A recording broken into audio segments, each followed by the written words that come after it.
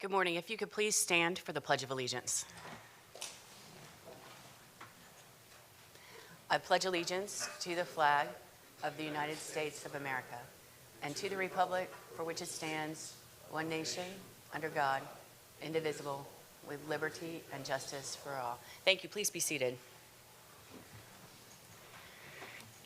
I want to welcome you to the March 27th, 2023 Land Use Hearing Officer hearing. My name is Susan Finch, and I'll be presiding as the hearing officer over today's cases. Let me start by introducing Mr. Tom Hisney. He's with the Development Services Department. He'll introduce other staff members that will participate in today's hearing and go over any changes to today's agenda. Mr. Hisney. Yeah, good morning, Madam Hearing Master. To my right is Carmen Mason, technical support staff with Development Services. To my left is Cameron Clark of the County Attorney's Office. During the course of the hearing, other Development Services staff members will be making presentations on the various cases, and I will introduce them as we go through the hearing. We have a number of withdrawals and continuances for this hearing that I will now read into the record. Item A1, special use application 22-1657. The applicant is Todd Scime. This application is out of order to be heard and is being continued to the April 24th, 2023 Land Use Hearing Officer meeting. Item A2, special use application 22-1671. The applicant is Amber 2 of APTew Services LLC. This application is being continued by staff to the April 24th, 2023 Land Use Hearing Officer meeting. Item A3, variance application 23-0005. The applicant is Jon Grisar. This application is out of order to be heard and is being continued to the April 24th, 2023 Land Use Hearing Officer meeting. Item A4, variance application 23-0048. The applicant is Teresa Hernandez. This application is out of order to be heard and is being continued to the April 24th, 2023 Land Use Hearing Officer meeting. Item A5, variance application 23-0092. The applicant is Dionosio and Jasmine Reynoso. This application has been withdrawn by the petitioner. Item A6, special use application 23-0124. The applicant is Circle K Stores Incorporated. This application has been withdrawn by the petitioner. And finally, item A7, variance application 23-0126. The applicant is James Hatton. This application is being continued by staff to the April 24th, 2023 Land Use Hearing Officer meeting. Thank you so much. I appreciate it. Let me start by going over our hearing procedures today. Our hearing today consists of agenda items that require a public hearing by a land use hearing officer. I'll conduct a hearing on each agenda item, and I will file a decision within 15 working days following today's hearing. Our hearing today is informal. I'll ask questions related to the scope of direct testimony. I may call and question witnesses as I deem appropriate, and I will decide all questions of procedure. I'll take evidence, but will exclude evidence that is irrelevant, immaterial, or unduly repetitious. Evidence may be presented in written form, and all testimony today must be under oath. Hearsay evidence may be used to supplement or explain other evidence, but shall not be sufficient alone to support a finding by me unless it would be admissible in a civil action, over objections in a civil action rather, thank you. All right, our order of presentation today is as follows. The majority of our agenda are variances. That's what you'll see in the beginning of the agenda, and at the end we have special uses. The order of presentation is the same for those two types of cases with the exception of who starts. So the variances start with staff. The Development Services staff has 5 minutes to present their findings. Then the applicant goes, and the applicant has 15 minutes to present their case. The difference with the special use, the applicant starts with the special use. They have 15 minutes, and then the staff goes second with 5 minutes. After that, for all the cases, we'll go to proponents. Anyone who would like to speak in favor of an application. Total proponent Time is 15 minutes. The same is true next when we go to opponents. Anyone who would like to speak against an application, 15 minutes altogether. We'll then go back to the Development Services staff to see if they have any changes or comments based on the testimony we've heard today. And then finally, the applicant has the last word, 5 minutes for rebuttal to address any issues or final comments before we close the case. I do know we have a couple people that would like to speak either in favor or in opposition on today's caseload. So let me just say that if you have a number of people that want to speak, that 15 minutes, I'll ask for you to raise your hand and I will count. We have people both participating in the room today and we have also people participating online virtually. So we will count how many hands of those who want to speak and we'll divide that 15 minutes so that it's most fair to everyone.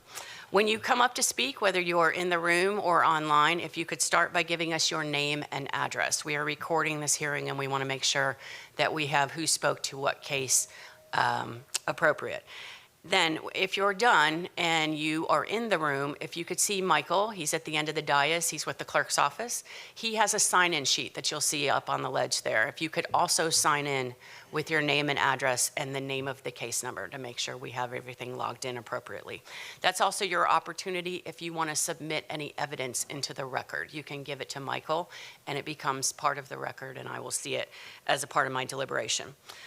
Let me turn now to Mr. Clark with the County Attorney's Office, who will provide you the legal requirements for appealing a decision made by a land use hearing officer. Mr. Clark. Thank you, Ms. Finch. Good morning, everyone. My name is Cameron Clark. I'm an Assistant County Attorney. This land use hearing officer public hearing is for variance and special use requests. This is the time for interested parties to present evidence and testimony. Once the hearing officer has closed a case, the record of that case is also closed, and no new evidence regarding that case may be submitted thereafter. Any decision by the hearing officer may be appealed to the Land Use Appeals Board. Should a decision of the hearing officer be appealed, the evidence and testimony presented at this public hearing shall be the only evidence that is subject to review by the Appeals Board. In reaching a final decision on petitions, the Appeals Board will consider only the evidence submitted to the hearing officer today and the record of this public hearing. If an appeal is filed, the Appeals Board hearing shall consist of oral argument by the party appealing decision, by county staff, and by any interveners, each of whom may be represented by legal counsel. The following shall stand to appeal a decision of the hearing officer or to intervene in an appeal. First is the applicant. Second is anyone who appeared before the hearing officer, presented testimony or other evidence to the hearing officer, and is adversely affected by the decision of the hearing officer. It's the role of the County Attorney's Office to ensure that no new evidence or testimony is allowed before the Appeals Board that was not presented to the hearing officer at today's hearing. The County Attorney will recommend that the Appeals Board disregard evidence or testimony that is outside the record made at today's public hearing. Any evidence presented to the Appeals Board that is outside the record created at today's hearing could jeopardize the legality of the Appeals Board decision, and the presenter of that evidence could hurt their own cause. The safest course of action, then, is for you to write down any comments that you make today and to repeat those comments to the Appeals Board. Thank you. Thank you. I appreciate it. As I mentioned, all testimony must be under oath. So if you plan to speak today, if you could please stand and raise your right hand, and I'll swear you in. Do you solemnly swear that the testimony you're about to provide is the truth, the whole truth, and nothing but the truth? Thank you so much. Please be seated. Mr. Hisney, let me just make one comment before we call that first case, and it regards the first case. In looking at the backup and optics on that, I see an authorized agent form, but I don't see a name filled in for that person to represent, and I just wanted to bring that to your or Ms. Mason's attention before we start. On 1508, yes? Yeah, it's on the application. Oh, we have it now. Okay, perfect. All right, then we're ready to call that first case. Okay.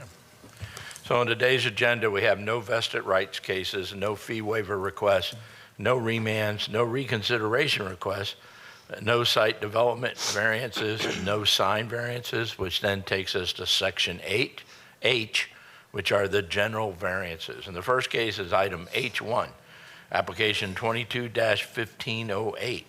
The applicant is Enert Simon Cruz Barea. The request is a variance to accessory dwelling requirements. Staff findings will be presented by Tanya Chapella. All right, we'll go to Development Services first. Good morning.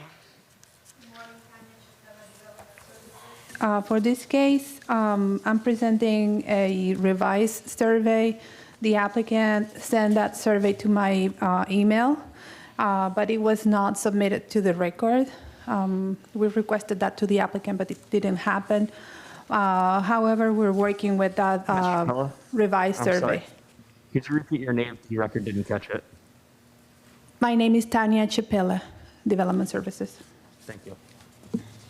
Ms. Chappella, before you start, do you have a copy that I can review of that survey, the revised, so I can look at it while you speak? So it's just the survey, not your staff report? That's It is revised? just a survey. Okay.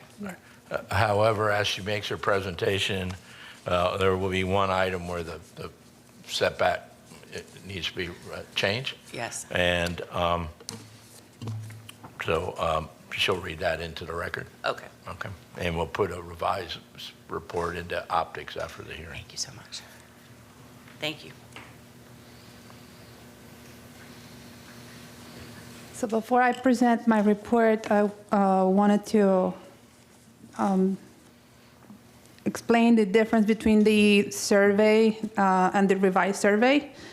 So there is, in the original survey that was submitted along with the application, we have a storage space that is located in the northwestern corner of the property. And the closest corner of that storage is not, the distance to the property line and that corner is not depicted in the original survey. And then the revised survey shows a distance of 0.9 feet, and that was a measurement provided by the applicant. So that is on the north side, so that variance would go down to 0.9 on the north? It is correct, yes. Okay. Thank you. So the applicant is requesting setback variances for an existing accessory dwelling with attached carport and storage room on property zone RSC 9. Per the Land Development Code, Section 6-1102E, accessory dwellings shall meet principal building setbacks. Per the Land Development Code, Section 60101, a minimum rear setback of 20 feet and a minimum side yard setback of 5 feet are required in the RSC 9 district. The applicant requests the following variances.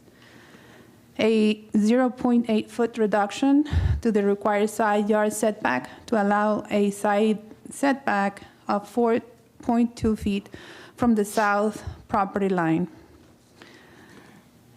The second variance is for a 4.1-foot reduction to the required side yard setback to allow a side setback of 0.9 feet from the north property line.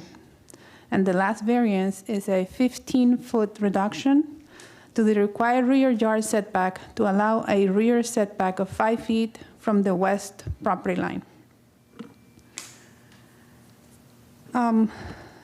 As a finding, I have the following. As shown on the survey submitted by the applicant, the accessory dwellings carport and storage room encroach into a 5-foot utility easement that spans the rear of the subject parcel. Staff has advised the applicant the encroachments must be removed, and approval of this variance, if granted, will not affect that requirement.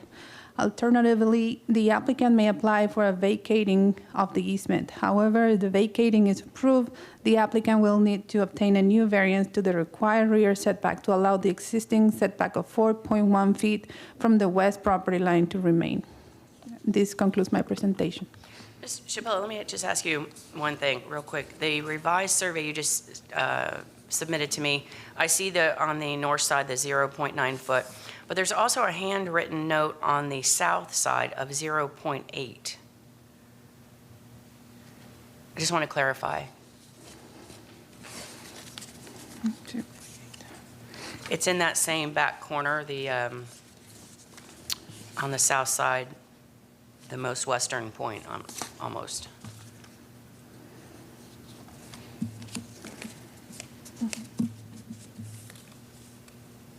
Do you need this copy? Oh, I have it here. Okay. Okay, I apologize, I didn't notice that change. It was part of the revised survey. So I imagine that changes the variance request as well. All right, so that goes down on the south side to 0.8. I just want to make sure we pick up everything. Well, the report has that measurement. Let's see. No. Well, it says it's reducing it 0.8 and leaves a setback of 4.2 from the south, which I do see that measurement, 4.2, next to the one-story building on the south Yeah. side. But I'm just clarifying because it was handwritten in there. That is the reduction, but not the setback, according to the staff report. So unless Mr. Hisney thinks otherwise, I would.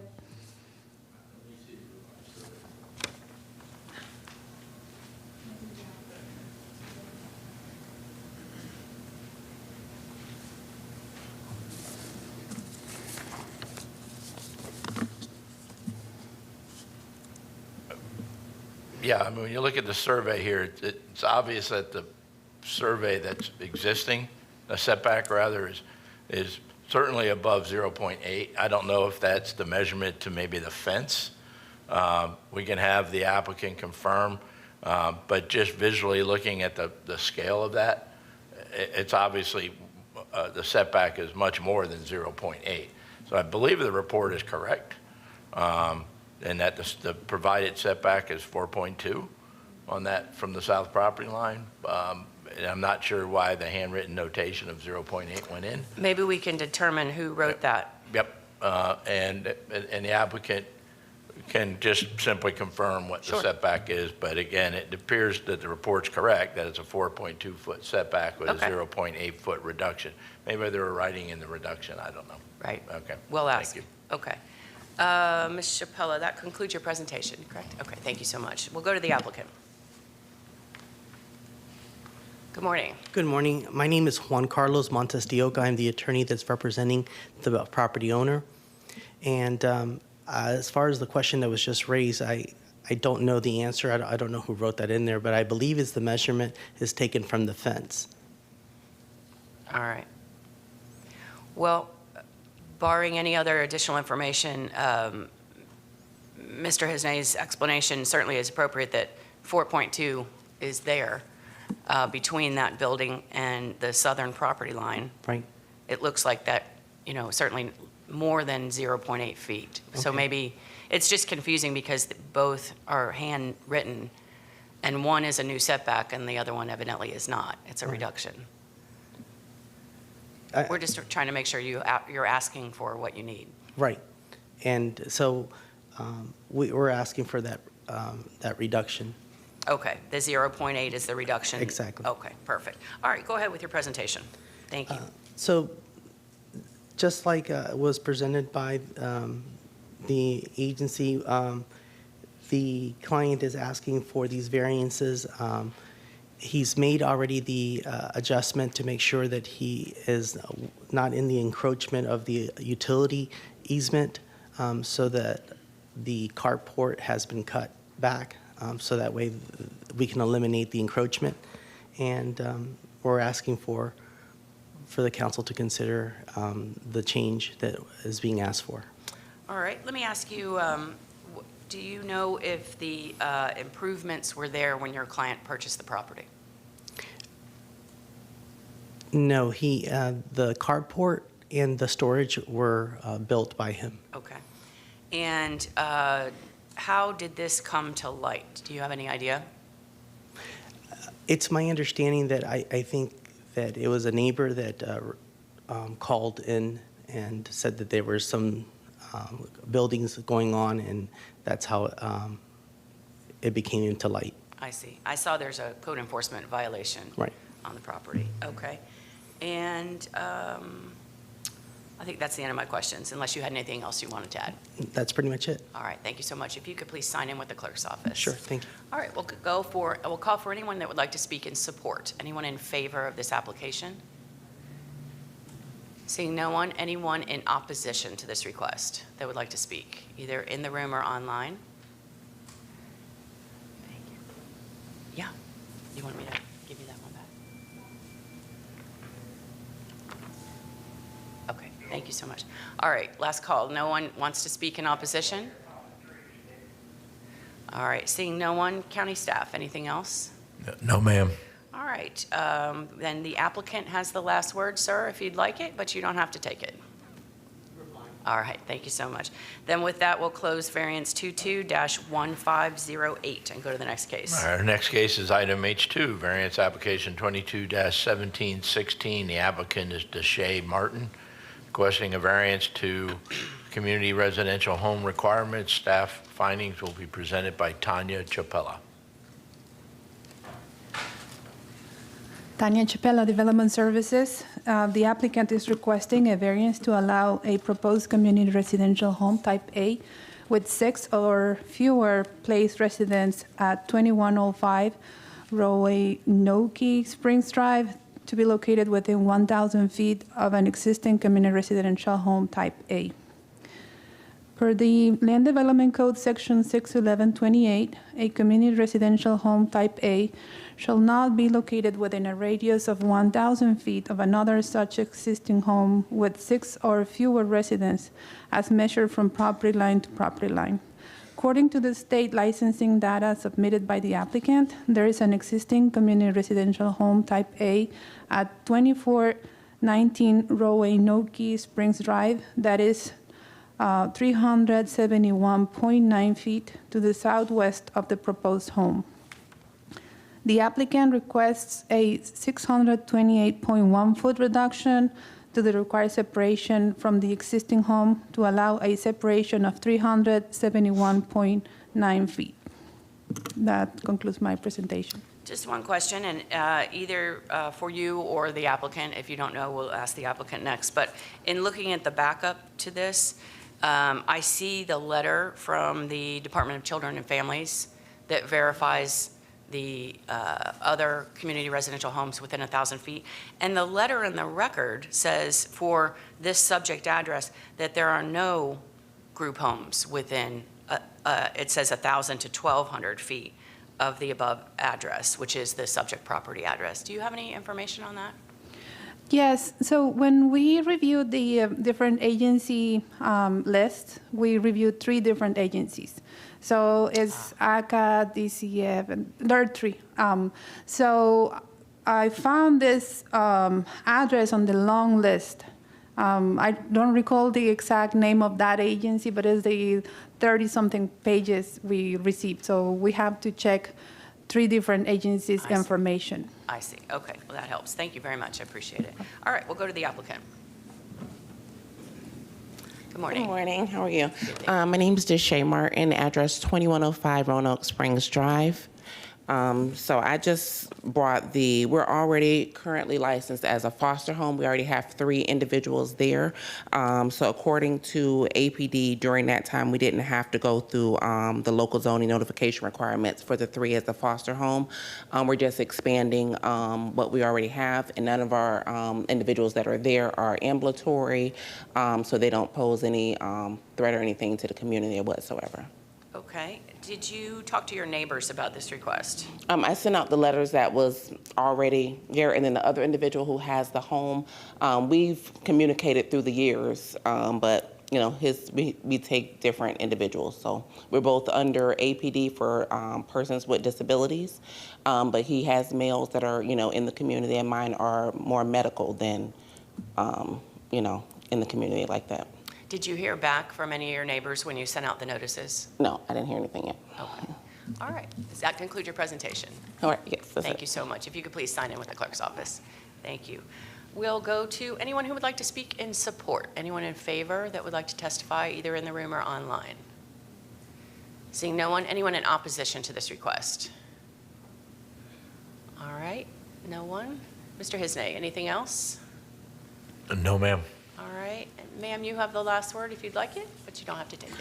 Okay, thank you. Then with that, we'll close variance 22-1716 and go to the next case. All right, our next case is item H3, variance application 23-0037. The applicant is Christy McKay. They are requesting a variance to minimum lot size by utilities and also the minimum lot area standards. Staff findings will be presented by Colleen Marshall. Good morning. Good morning. Colleen Marshall, Development Services. The applicant's requesting variances to accommodate a 3-lot subdivision. A minimum of 1 acre of upland is required for use of septic within a water resource protection area. The applicant requests a 0.378 acre reduction to the required upland area for proposed Lot 1 to allow a 0.622 acre of upland. A 0.137 acre reduction to the required upland for proposed Lot 2 to allow a 0.863 acre of upland, and a 0.185 acre reduction to the required upland area for proposed Lot 3 to allow a 0.815 acre of upland for proposed Lot 3. Additionally, the applicant requests a variance to allow the proposed 30-foot wide access easement to be included in the minimum lot calculations for proposed Lot 2. Be happy to answer any questions. Just to confirm, if not for the property being in the wellhead resource protection area, would they need a variance for septic? It's a half acre, correct? Correct. Yes, they so would they would not. not need a variance. They would not need a variance. I guess except to count that acreage in the easement, correct? Correct. All right. I think that was my only, oh, and if you could just, if you know, provide some information on the intent. What is the intent of that 1 acre upland requirement in the wellhead protection area? I'm not exactly sure on the intent. Mr. Hisney, can you add anything to that? Yes, that requirement is put in place to address cumulative impacts of septic tanks on the community wellheads. That requirement has been in place for many, many years. When it comes to any individual requests, the change can't really be modeled because that requirement was really based on, the entire Northwest area and the cumulative effect of that. Right. Right. So. All right. Thank you for that. I appreciate it. Does that conclude your presentation? Yes. Thank you so much. I appreciate it. We'll go to the applicant. Good morning.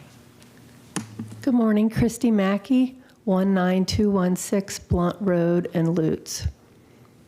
All right. You could tell us a little bit about your request. So I inherited the property from my parents. It's 8.64 acres. And my goal is to subdivide it so that my 3 children can own a piece of the land. My parents' property is tight up against the left side of the wellhead area.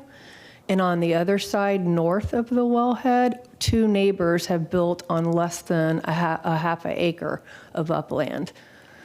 And my goal is to carve my parents' house out, which is the 0.6 acre, already has an existing house, and then create 2 additional lots, one 8.63 and one 8.61, that I would put into a trust for my children. My only question I think you just answered, which was, is the existing house in Lot 1? And I think Correct. You just answered that, right? Okay. And I think that was the only thing I had in reviewing this. All right. Thank you very much. I appreciate it. Thank you. You could please sign in. Thank you. Is there anyone that would like to speak in support? Anyone in favor? Seeing no one, anyone in opposition to this request? No one? Mr. Hisney, anything else? No, ma'am. All right, ma'am, does that do it for you? You have the last word if you'd like it. I just wanted to mention I had neighbors all the way around adjacent. I also submitted that. They're all in agreement with You my submit request. Letters in support. Correct. Perfect. Thank you very much for that. I appreciate it. Then with that, we will close variance 23-0037 and go to the next case. Next case is item H4, variance 23-0038. The applicant is Johnny Mai, requesting a variance to accessory structure requirements. Staff findings to be presented by Tanya. Busy day for you, Ms. Chappella. Tanya Chapela, Development Services. The applicant is requesting a variance for an existing accessory structure on a single-family lot, Zone PD 80-0067. Per the Land Development Code, Section 61104C2, accessory structures that are 15 feet or less in height may occupy required side yards, provided that such structures are more distant from the street than any part of the principal building on the same lot and any lot abutting said required side yard, provided, however, that such accessory structures are not closer than 3 feet from the side lot line. The applicant requests a 1.7-foot reduction to the required side yard setback to allow a 0.8-foot setback from the east property line. The subject parcel is a through lot with road frontages on the north and south sides. And per the Land Development Code, Section 61104, through lots may have accessory structures located in the front yard that functions as a rear yard, provided the structure is screened from the real street by a solid 6-foot high fence or wall. In such case, no setback is required from the rear property line. The south side of the subject property functions as a rear yard and is screened from Ayersworth Glen Boulevard by a 6-foot high PVC fence. Another finding important for this case is the portion of a 10-foot wide utility easement runs across the rear of the subject parcel. And according to the survey submitted by the applicant along with the application, the subject accessory structure encroaches 0.5 feet into the easement. Staff has advised the applicant the encroachment must be removed, and approval of this variance, if granted, will not affect that requirement. The survey also shows 2 other accessory structures encroaching into the easement.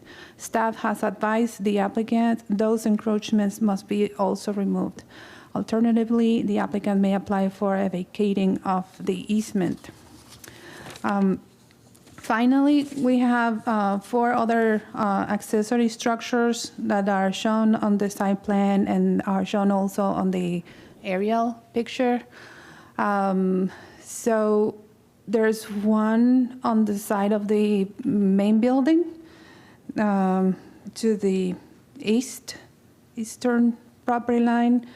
That one, the applicant stated it was already removed. And then there is another one behind the house near to the western property line. Also the same case, the applicant stated it was removed. And there are 2 more structures within the easement. That's the south of the property. And he stated that those structures will be removed. And that concludes my presentation. Just one quick thing, the housekeeping thing in the staff report, I just want to make sure that this is correct. So the last line in your first paragraph under variances says a 1.7-foot reduction to allow a 0.8-foot setback, and I see that 0.8 on the survey, I see that, but that math doesn't work if it's a 3-foot setback. 1.7 plus 0.8 is 2.5. So I'm wondering if it should be instead a 2.2-foot reduction. I just want to make sure that we got Yes, this you are right. correct. Okay, so it is 202. All right. Okay, that was my only question. Thank you so much. Appreciate it. We'll go to the applicant.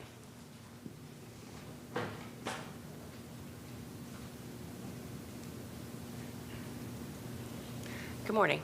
Good morning. My name is John, and my address is 10839 Standing Stone Drive, Waimama, Florida, 33598. You could tell us a little bit about the variance request. I don't know what to say, really, but I just follow instructions and do what the code enforcement, and that's why I'm here, I guess. All right, so you got cited by code enforcement. Yes. All right.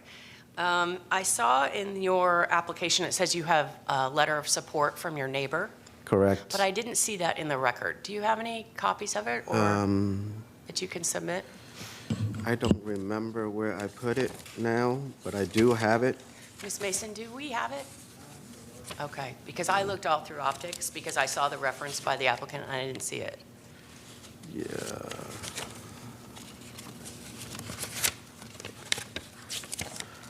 I don't think I can find it at the moment. Is that your neighbor to the east? Yes, ma'am. Okay. Yeah. But you talked to him, and he wrote a letter. Correct. Okay. And I also have it on my email, too. I thought I sent it in with the application, but... Well, we'll look, we'll have Ms. Mason look through the record and see if Okay. we see it. All right, and then Mr. Pella went over, I just want to go for the record, that you've taken away, you've removed the structures to the east and the west, and also the ones to the south, the chicken coop and the bird cage, those have been removed? Those not removed yet, but the other two structures have been removed because the structure, the chicken coop and the bird house, the bird cage that's just on the blocks. Okay, and so you're just going to move them back? Yeah, we have to remove them back to the fence because our fence is the permanent fence. It's a concrete fence from the community. So that bird cage stuff and the chicken coop, I can just move back. It's because it's sit on the blocks. Okay. Yeah. All right, I think that was my only question. Thank you so much. Thank you. Please sign in. All right, we'll go to anyone, to ask for anyone that would like to speak in support. Anyone in favor of this application? Seeing no one. Anyone in opposition to the request? No one. Mr. Hisney, Ms. Mason, do you see anything? I do not see it. Okay. Sir, just so you understand, once I close the record with this hearing, once I close it, you can't submit anything else after that. So we'll just have to take your testimony that you have support. Well, I'm about to close it. If you want to take one more minute and look through your things, but we need to move on. So if you could do that quickly.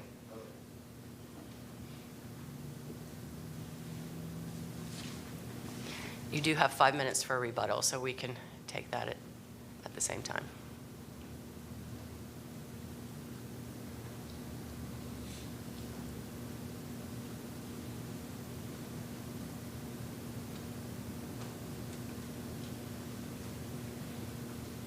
I did find something What is it? under supplemental information. Can you just read it to me quickly for the record? It says, to whoever this may concern, Nathan and Shelby are giving permission to Johnny to have his shed where it is currently located. We do not have a problem with it being by the fence where it is at. We are the property owners next door to Johnny Mai where his shed is built on his side of the fence. Thank you, Nathan and Shelby, and they've got their phone number. All right, thank you so much. Then that clears it up. Did you have anything else you wanted to add? All right, thank you for your testimony.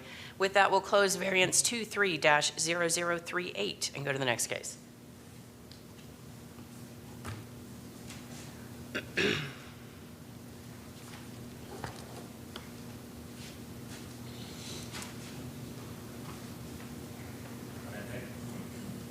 Next case is item H5, variance application 23-0073. The applicant is Jose Milagros Carreno, requesting a variance to the distance separation requirement for a community residential home. Staff report was prepared by Isis Brown. However, I will be presenting the findings at today's hearing.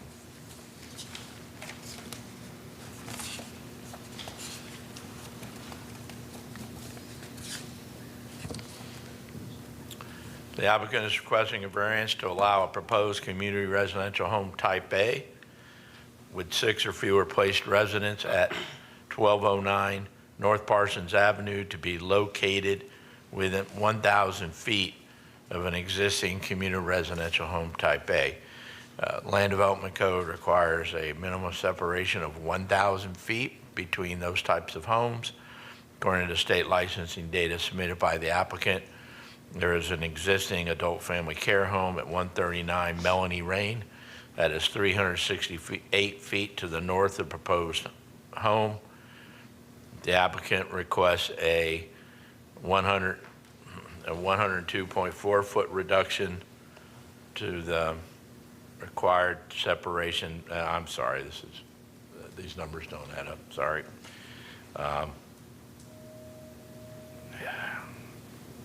I'll tell you what, just Yep. finish the presentation, then we'll go back and give you Yeah, a minute and to I'll clarify the numbers, right. Yep. So anyway, seeking a reduced separation between the homes, I'll clarify what the separation is, all right? Perfect. All right, is the applicant here?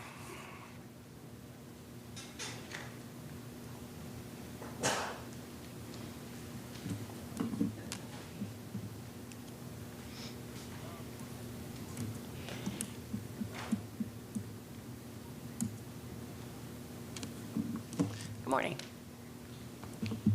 Good morning. Good morning. Jose Carreño is 1209 North Parson Avenue, Brandon, Florida 33510. And my name is Milagros Carreno, 1209 North Parsons Avenue. And we are requesting to distance separation of a community residential home from 1209 North Parson to 139 Melanie Lane. According to the county aerial, let me see if I can skip this here. According to the county's aerial distance, it is currently at 897 feet, but actually, according to the walking distance and driving distance, it's 1,142 right now. Reasons that support our proposal is that we currently own and operate 2 community residential homes in the Brandon area. And the current residential home within 897 is an adult family home care. They do not provide the exact same services, and it's only licensed for 3. The proposed Type A is located in Brandon, which is a highly populated area. Reducing the distance separation from 1,000 to 897 will allow us to expand our highly demanded services. And the proposed variance request will also allow us to continue providing services to the baby boomers and senior community. Additional services that within the past 5 years, we've always been in compliance with ACA, with the county, 0 deficiencies during our inspections, health inspections, and fire marshal inspections. We've had 0 complaints, and we currently hold a 5-star review. Closing statements will be that our hope is to continue to expand and provide services to the elderly in a safe environmental residential home. The proposed request does not impose any hardship on any neighbors, or will it serve to create any situations where any neighbor's quality of life, property value, or peaceful coexistence will be negatively affected. And lastly, our goal is to preserve public health, safety, and comfort, and a welfare to our senior community. Just a couple of quick questions. Sure. You said you owned 2 other facilities in the area. The other, one of them is not the one that's in this house? No. Okay. And then lastly, the other facility you mentioned was limited to 3 people? Who licenses that imposes that? It's licensed through ACA, but it's just a different license. The owner needs to live in that community residential home versus we don't have to live in that community. It's a different type of license. I see. And tell me, for the record, what does ACA stand for? The Agency of Healthcare Administration.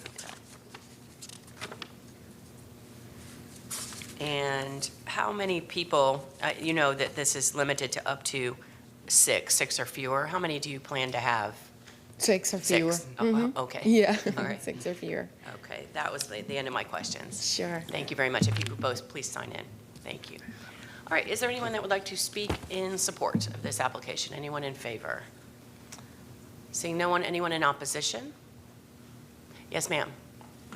While she's coming up, is there anyone else that would like to speak in opposition, either in the room or online?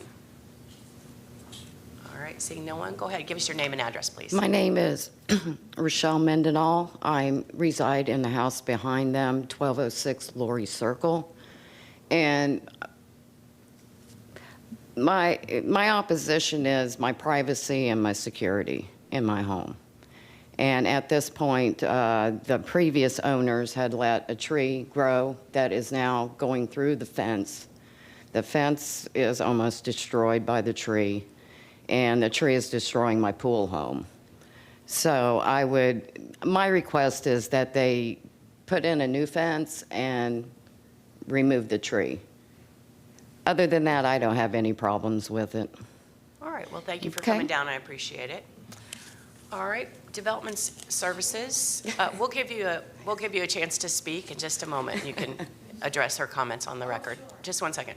Mr. Hisney, anything else? Yes, and going into the record, what was on their application, project description, is what's found in the last line. It's a 103-foot reduction to allow an 897-foot separation. So the last line is correct, and the report says 102.4, but we'll round that off to what their measurement is. And those are approximates, right? And then I'll correct the other line to remove that, the home being 368 feet to the north. Obviously, that's not correct. Okay, I apologize for the error. no problem. So there'll be a revised report Yes, to ma'am. correct this. Thank you so much. All right, ma'am, if you'd like to address your neighbor's Sure. comments, give us your name just real quick. Milagros Carreno. Okay, go ahead. Definitely, we will address those issues once we get everything on board. We just acquired the property a few months ago, and we were just waiting to see what was going to happen, but definitely we will address those issues. We did notice that there's a huge tree going to different sides, and we will definitely get that situated, and I'll get her information as well. Perfect. That's Okay, how we like to thank end you. things. So thank you Thank for you. that. I appreciate it. With that, we'll close variance 23-0073 and go to the next case. Next case is item H6, variance application 23-0093. The applicant is Angie Santiago, requesting a variance to accessory structure requirements. Staff report was prepared by Isis Brown. However, I'll be making the presentation at today's hearing. The applicant is requesting several variances to accommodate 2 existing structures, accessory structures on property zoned RSC 6. So we have one accessory structure that's located in the rear yard and another one that's located in the north side yard. So with regards to the accessory structure in the rear yard, Land Development Code says accessory structures shall not exceed 15 feet in height, except where they meet primary structure setbacks of the zoning district. Additionally, accessory structures may occupy required rear yards, provided that they do not occupy more than 20% of the required rear yard. So in the RSC 6 district, a minimum rear yard setback of 25 feet is required. The applicant requests the following variances for that structure. A 2-foot increase to the permitted maximum structure height to allow a height of 17 feet. A 21.2-foot reduction to the required minimum rear yard setback to allow a rear setback of 3.8 feet from the east property line. And then finally, a 57% increase to the maximum permitted coverage of the required rear yard area to allow a coverage of 77%. The required rear yard on the subject parcel is 1,875 square feet in size, of which 375 square feet or 20% may be covered by accessory structures. The subject accessory structure is 1,508 square feet in size, of which 1,062 square feet approximately is located in the rear yard, which then again results in a required rear yard coverage of 77%. So for the other accessory structure, which is in the north side yard of the property, a minimum side yard setback of 7.5 feet is required in the RSC 6 districts. The Land Development Code states that accessory structures that are 15 feet or less in height are permitted in the required side yard, provided they are no closer than 3 feet from any side lot line, including architectural features such as eaves and gutters, and additionally are more distant from the street than any part of the principal structure on the same lot and any lot abutting the required side yard. So in this case, let's see here. Give me 1 second. Yep, the applicant requests a 2.1-foot reduction to the required side yard setback to allow a setback of 0.9 feet as measured to the roof overhang from the north side property line. The subject parcel is the subject of a building permit, which has been placed in the current building permit, which is placed in the case file. But lastly is this lot is served by a septic tank and is required to have a minimum lot size of ½ an acre. The lot, however, is approximately 0.29 acres in size, but has been certified as a legal non-conforming lot per NCL 230212 that's been placed in the case record. That's it. Mr. Hernandez, let me just follow up with one question. In reviewing the backup and the zoning map, It appears that this property is zoned RSC 6 mobile home, RSC 6 MH. Right. And it's listed in the report as just RSC 6, and Oh. it is also on the agenda. Okay. And I just wanted to confirm that the rear setback cited, the maximum percentage in the rear yard and the side yard are the same, so that the information.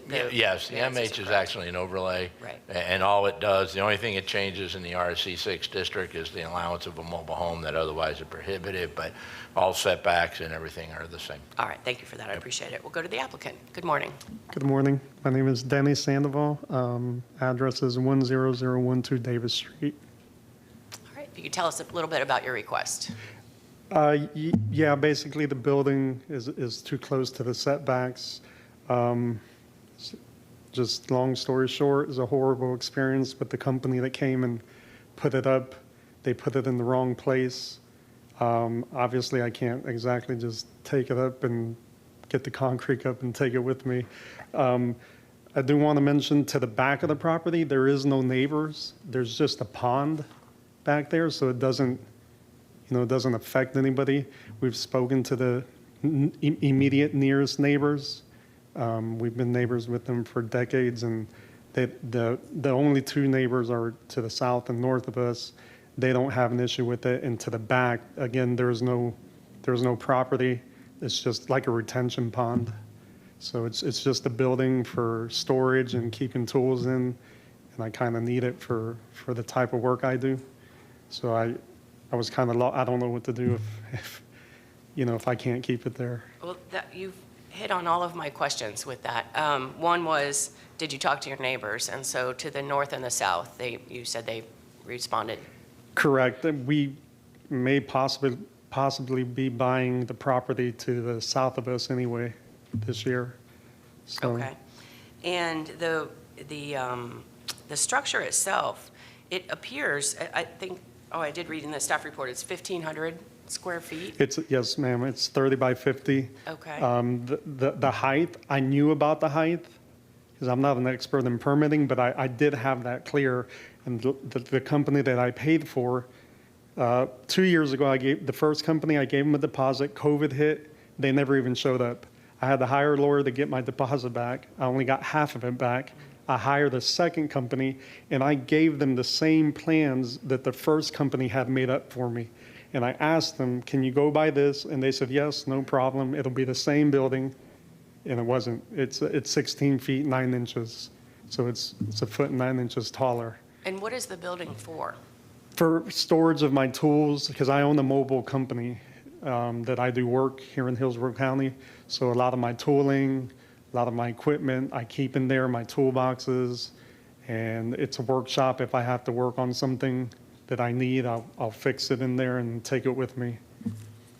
All right. And I did notice there is, let's see, so to the north, the property to the north of you, it looks like I'm looking at an aerial photo, it looks like there's a very large structure back in the rear of their property. Correct. As well. What is that, if you know? It's basically the same.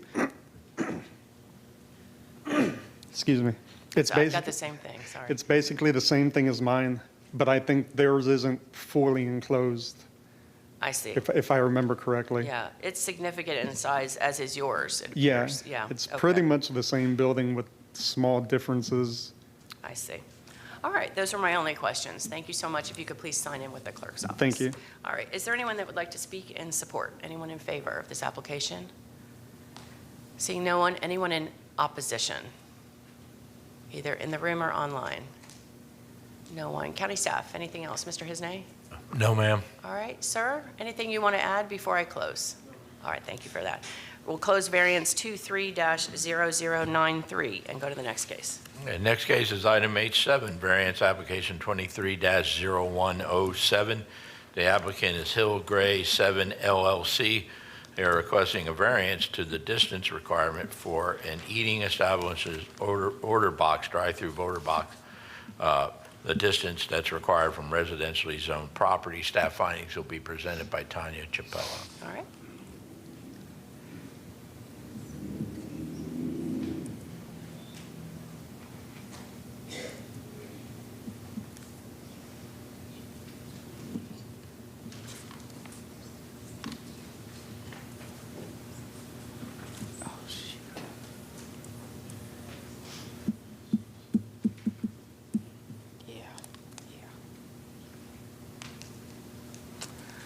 morning. Good morning, Tanya Chapella, Development Services. The applicant is requesting a variance to accommodate the placement of a drive-through order box for our proposed restaurant on property zone Commercial General.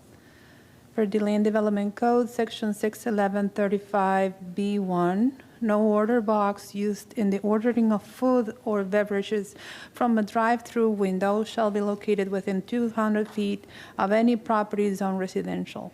The applicant requests a 75-foot reduction to the required distance separation to allow a 125-foot separation from residentially zoned property to the south of the proposed restaurant. This concludes my presentation. All right, thank you so much. Appreciate it. Is the applicant here?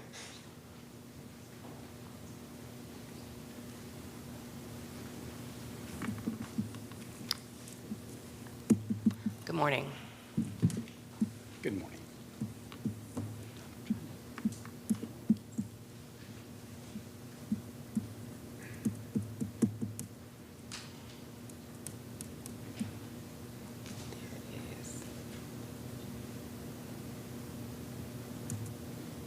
Okay, there it is. And do I need to pull anything? Do I need to hit a button to pull it up? Oh, no, there it is. I see it. I see it. And, sir, before you begin, we're just checking who's the authorized agent. My name is Bob Ziegenfuss with Z Development Services. I'm the engineer of We record. need to check the, It says Sarah, but it says the development. okay, you're with Z Yeah, Development. I'm the owner of the company, and she's an Okay, employee great. of All right. mine, and she'll, yes. Thank you. Absolutely. Good morning, how are you morning. doing? My name is Bob Ziegenfuss, Z Development Services, and I am the engineer of record for the project. And I'm gonna pull up a slideshow here, just to give you an idea of where the site's located. So it is at the northwest corner of Chapman and Nebraska, as you'll see there. And it is currently wooded piece of land. At one time, there was a Fifth Third Bank that was approved on this parcel, and I know they had some drive-through lanes as well, but I don't know if they're subject to the same criteria since they don't have a physical speaker box menu board type situation like a drive-through restaurant would have. So moving on, obviously this is our request as stated by staff. We're reducing from the code required 200 to a requested 125 feet. So this is an exhibit here. I know some of the, I'm assuming you can see the bottom of this exhibit. I'm seeing some of my text coming across the screen, but there at the bottom, you'll notice that as you start heading back from Nebraska, that the first two sites there along the frontage of Chapman Road, on the south side of Chapman Road, they're actually zoned commercial. So it's the third site back and the fourth site back that you see that are near the rear frontage of our site that are the residential properties of concern here. So a couple of things to note that are a little different about this site is that it obviously is separated by a roadway, and we would expect that roadway to be a pretty substantial source of noise. I know that this zoning regulation is put into place in order to protect the neighbor from the noise of that speaker box. So I think that not only with the landscaping that we'll be proposing along Chapman Road, we're going to have some buffering with shrubs and trees there, as well as the fact is that we, as you can see on the next slide, we kind of zoomed in a little bit. You can see that the actual order board is pointed away from the, and I think there's a, looks like it's blipping out. I'm assuming, again, I don't think my viewport is the same as yours, but that speaker box is actually pointed away from those residential, so it's going to be pointed at the rear of the site. So again, if you can see my cursor, right here is the menu board, and it is going to be facing to the west, and the residential properties are actually to the south. I don't see your cursor. Okay. I know where you're talking about. I know where the order box is. Yeah, you can see the order box there, and it's facing to the west. We've purposely had that, and the speaker will be obviously faced west as well, so that it won't be directed at that property to the south. So when you say west, I obviously know which way west is, but the rear of the building, there's a long line that, and then there's like a V that points to the words order box, I believe it says. Right? Correct, that is correct. So that is it. That's the rear of the building. That is correct. So I have some questions about that placement, but I don't want to interrupt your presentation, so I'll save those for the end unless you want to do it now. No, that's fine. That pretty much, like I said, the special conditions of this site are that, it is bounded by a roadway. Typically, we see, we've been in these cases before where you're directly adjacent to that residential property, which is obviously more of a concern than when you're separated by a roadway causing more noise. But with that being said, I have concluded my presentation and can answer any questions. Perfect, thank you. Tell me about the attempts to put this in compliance with the 200-foot. Did you try to flip the building? Did you do any other configurations of the site? And we came close. Yeah, we came close, but we weren't getting there. The only thing you could really do is take this entire site, and it would really hinder the fire department. What we looked at is the fire turning radius around the back of the property. And what you would essentially be doing is taking that back portion of the property and tilting it, if you can imagine, to try to get it a little further away. And we felt that life safety with the fire truck being able to get around that site was a little bit more important than getting slightly closer to the requirement. So in that scenario, the order box would be on the, take this out, would be on the northeastern side facing Nebraska, if you were to flip it. Is that what you're saying? But then the fire truck couldn't get If we were around. to do you're talking about doing a full reverse building, and then you Yes. would have a menu board out along Nebraska. That Correct. would be correct, yes. Was that considered? I'd have to go back and look at some of our site plans to see if that was considered. Usually code does not like to have those pointed out towards the street and have that. And I'm not sure where the code with the Hillsborough County stands on that. I know a lot of codes that we deal with frown from having that menu board pointing out to the main street as well. So. All right. And I saw in your application that you went to a pre-submittal meeting with the county. Is that correct? Yes, we did. Yes, we did. All right. And transportation, I haven't seen the comments. I'm asking, what were, excuse me, what were the comments from the county's transportation on this layout and configuration? The only significant comments that transportation had were related to some possible off-site improvements that we're working with our traffic engineer on for Chapman Road. And as far as the on-site circulation, there was no significant comments from transportation. All right. And I noticed that there are three letters in opposition in the record in the county's backup.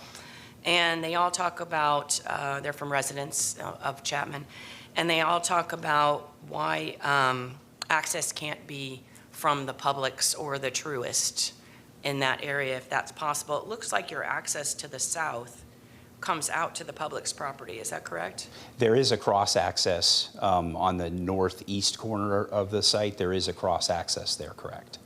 All right. And but it's required to have also access to Chapman? Yes, for circulation, deliveries, fire routing around the site, it's always good to have that secondary means of ingress and egress, yes. All right. And did you talk to those neighbors that live across Chapman? Did you hear? We sent the required notifications and did not receive any correspondence back in response. I was not even aware that there was 3 letters of opposition, that nobody ever contacted our office to let us know that. Yeah, 2 from people that live on Chapman and then 1 from someone that lives on Lake Burrell Drive. It's Like I just in the said, record. we were not notified of those letters. All right. And so it's a 75-foot waiver is what you're asking? Correct. I see. All right. I think that's the end of my questions. Okay. Thank you very much. I Thank you. appreciate it. All right. If you could please sign in with the clerk's office. Absolutely. Is there anyone that would like to speak in support? Anyone in favor of this application? All right. Seeing no one, anyone in opposition to the request? Yes, ma'am. Go ahead and come forward. While she's coming up, is there anyone else that would like to speak in opposition?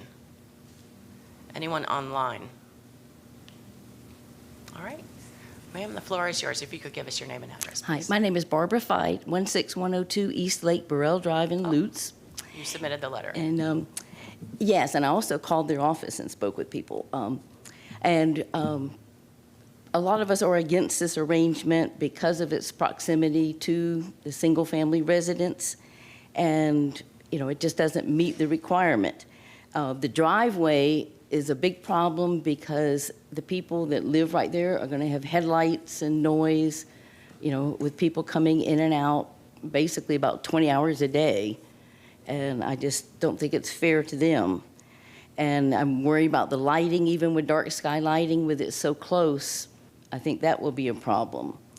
The Chapman Road turnout onto Highway 41 is at an angle, if you look at the map, and you will see that it's very, very dangerous to try to pull out onto 41. So that's a problem now, and with all this additional traffic, that'll make it worse. And I'm concerned about the parking because Starbucks are famous for not having enough parking because people tend to stay a long time and use the Wi-Fi and everything. And I'm concerned that people will either take the parking for Truist and Publix or park along Chapman Road. And like I said, I think you're just sentencing the residents there to misery and noise and, headlights. And I just feel like there could be a much better design of this. Lutz is a historic community, and I feel like that, they need to kind of change their rules, their design, to meet the community rules. Also, he mentioned that there was a commercial right at the corner, and that was a very restrictive commercial place with very, very limited, I think like 3 or 4 parking spaces for that business. So that's not really a big,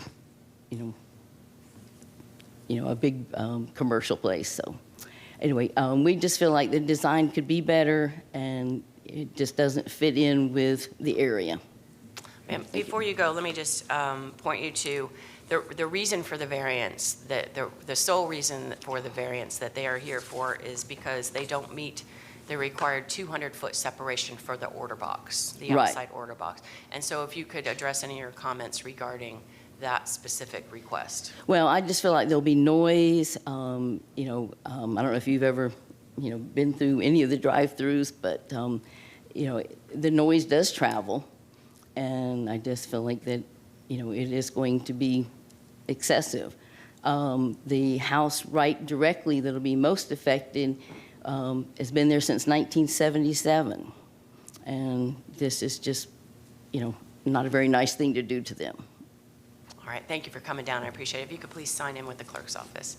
All right, last call. Anyone else that would like to speak in opposition? Seeing no one, county staff, anything to add? No, ma'am. All right, then we'll go back to the applicant. Sir, you have 5 minutes for rebuttal if you'd like. Thank you so much. I appreciate it. I know some of the comments that were made were not directly related to the speaker box, but I can address some of those.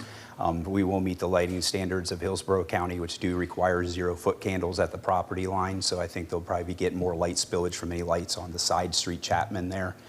As far as lights from the cars and such, there are some parking spaces that would be faced in that direction, but there will be a thick row of shrubs that's put up there that would block any light as well. And Starbucks does have in excess of the county's code required minimum parking on the site as well. And let me ask you about the volume control and those aspects of the order box. Is there the technology of that, is there any sort of special provision? I am sure that there is, yes. I'm not familiar with specifically what the allowances are, but I am sure with the technology that we have today that it does have volume control on it. How we could establish that here would be very difficult, but.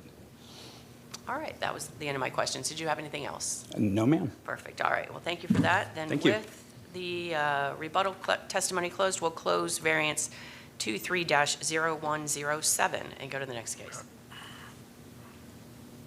Next variance is item H8, application 23-0121.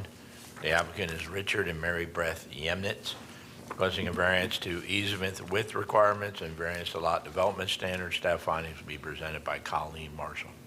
Good morning. Good morning, Colleen Marshall, Development Services.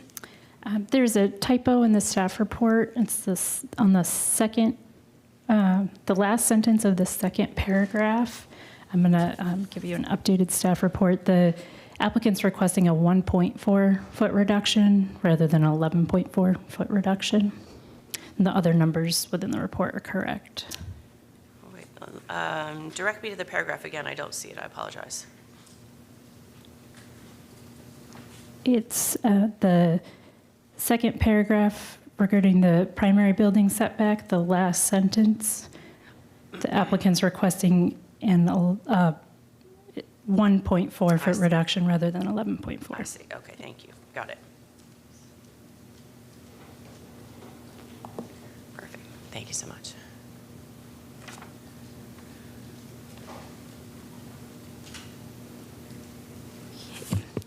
The applicant's requesting variances to accommodate a two-lot subdivision. The applicant's requesting a 1.4 foot reduction to the required rear yard setback of proposed parcel A to allow for a 48.6 foot rear setback for the from the south property line for the primary home. The second variance request is a 30.1 foot reduction to the required front yard setback of proposed parcel B for the existing accessory structure to allow for a 19.9 foot front yard setback from the north property line. The applicant's also requesting a 0.74 foot variance to the required 30 foot easement width to allow for an easement width of 29.26 feet to serve 2 or 3 dwelling units. Happy to answer any questions. No questions at this time, but thank you. Is the applicant here?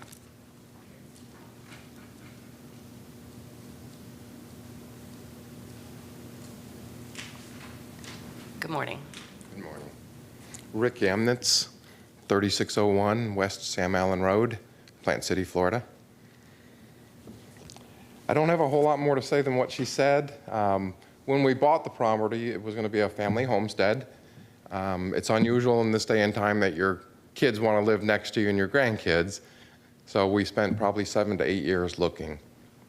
When we bought this property, the survey that the realtor gave us, and I have 5 copies if you need it. We went by that, and shame on us. It said it had a 30-foot easement in the front, all the way back to where we would build. And all we really want to do, the other variance where the property would split, so we could sell our daughter and son-in-law and 2 grandkids the front portion with the house, and we would build on the back. There is an existing shed / barn / garage. It's been there probably for 60 plus years. And the same people that we bought it from have owned it since 59 or 60. So it hasn't changed hands or anything in between. So I believe that's why they gave us a survey that was from 1965. But the one variance we are asking for, the 29.1 or 30.1 foot setback where the barn is, we cannot move the barn. It's built in 1960 something, and it has 8 phone poles which actually hold it up inside the whole structure. But it would be on the back 2 acres that my wife and I would build on. And all we want to do is build a 1,400 square foot home so we can be next to our granddaughters and daughter and enjoy the rest of our life. Did you hear back from the neighbors when you sent out your notices? We heard nothing back. We did hear from one neighbor. She was concerned because we're asking for the variance in the front. She owns the property right off of Sam Allen in front of us because we're 258 feet back off of Sam Allen. She was concerned that we would be moving her fences, and I said, no, that's why we're asking for the variance. We're not going to be moving any fences or anything. We just need, at the front, the actual survey was 29.8, and I guess as it came down to 258 feet, it narrowed to 29.2. But we were under the impression it was 30 feet the whole time. Although, I mean, we spent 7 or 8 years looking for this, so we wouldn't have done it. But her concern was that we would be moving the fences or taking our fence down and not putting it back up properly. And I assured her we're not going to be moving any fences or any of that. All right, thank you so much. I appreciate it. All right, thank If you. you could please sign in. Thank you. Is there anyone that would like to speak in support? Anyone in favor of this application? Seeing no one. Anyone in opposition? No one. County staff, anything else? No, ma'am. All right, sir, you have the last word or not? Whatever you'd like. The only thing I would request, you don't contact our 2 granddaughters. They are more than happy with us living with them and would prefer us not to move out. But we've been in the house with them for 6 months, and even though they're relatives and daughters and granddaughters, can't do that forever. I'm sure everyone can understand that. All right, thank you so much. Then with that, we'll close variance 23-0121. Let's take a 5-minute break before we conclude the hearing. So there's a clock on the back of the wall. If you could be back here by, let's just say 11:25. That's a little more than 5 minutes, but I'll give you a second, and we'll reconvene. Thank you.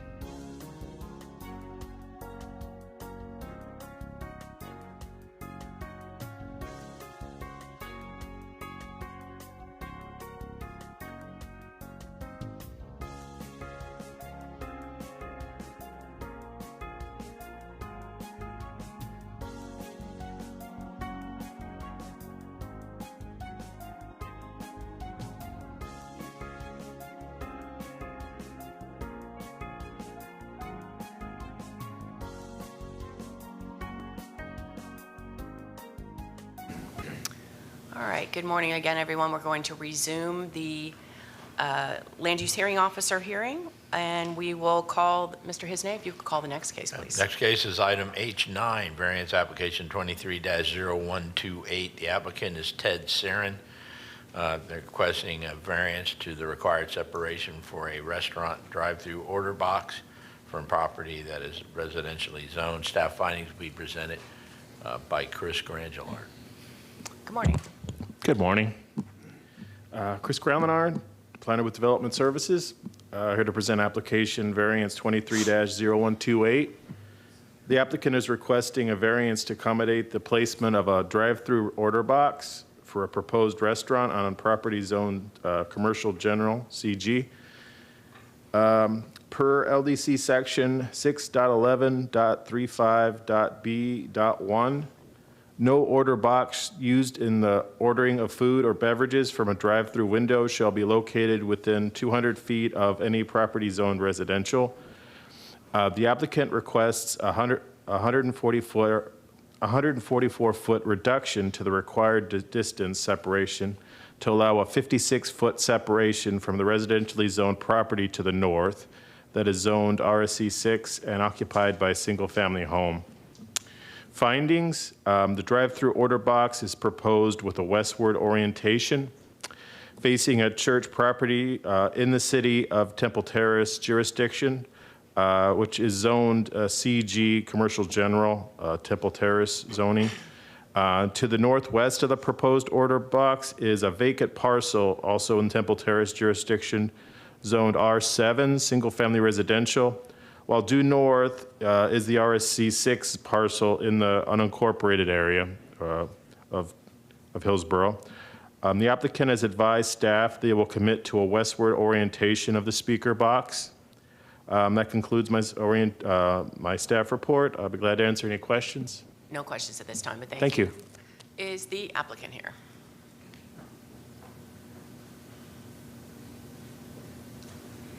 Good morning. Hey, good morning. My name is Scott Garrett. My address is 2211 Saxon Drive in New Smyrna Beach, Florida. So this will be my first time using this. Oh, that's all right. This microphone will move. If you want to use that, that's fine. And just pull the microphone over towards you so you can talk and over it at the same.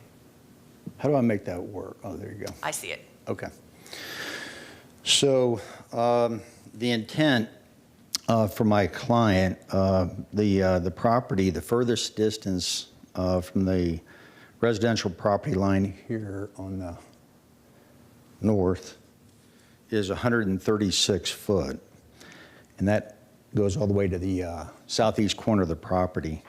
So it's impossible to deliver a call box on the property that's 200 foot, in distance away from the nearest residential property line.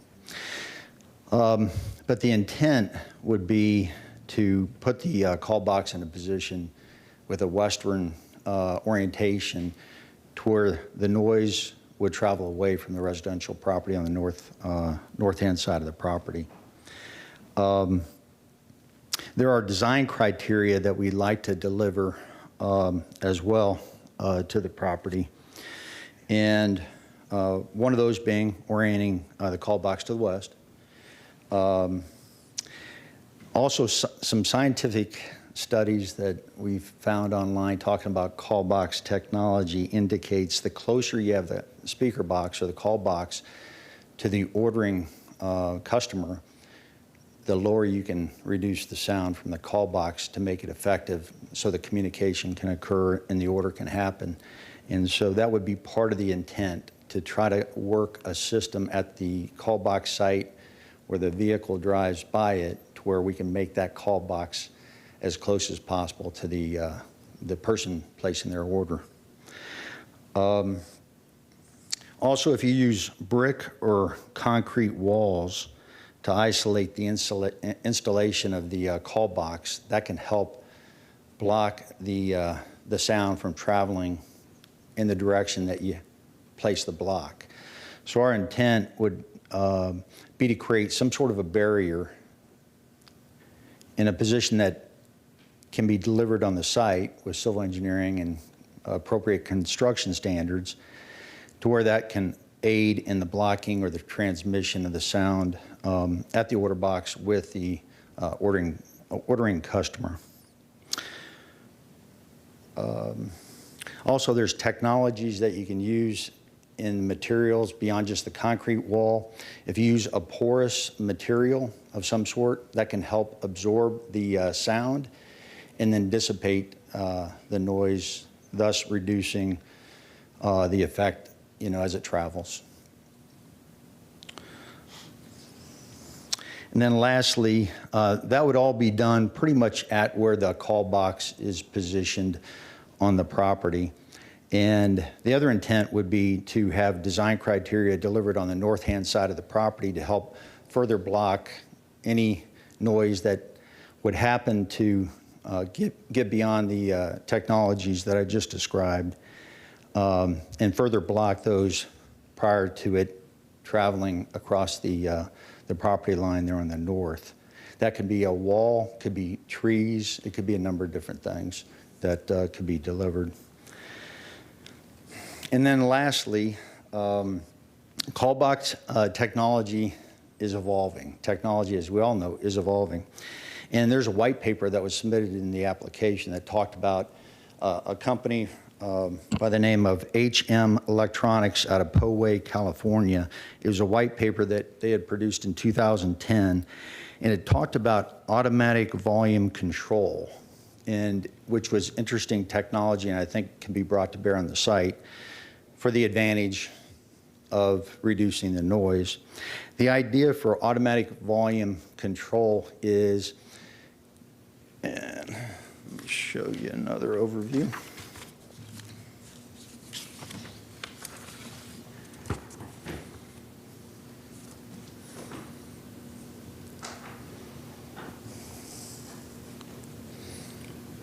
Okay, so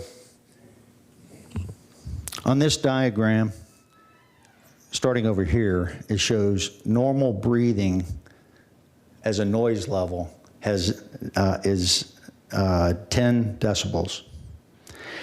And it goes from normal breathing to rustling leaves, mosquitoes at 20.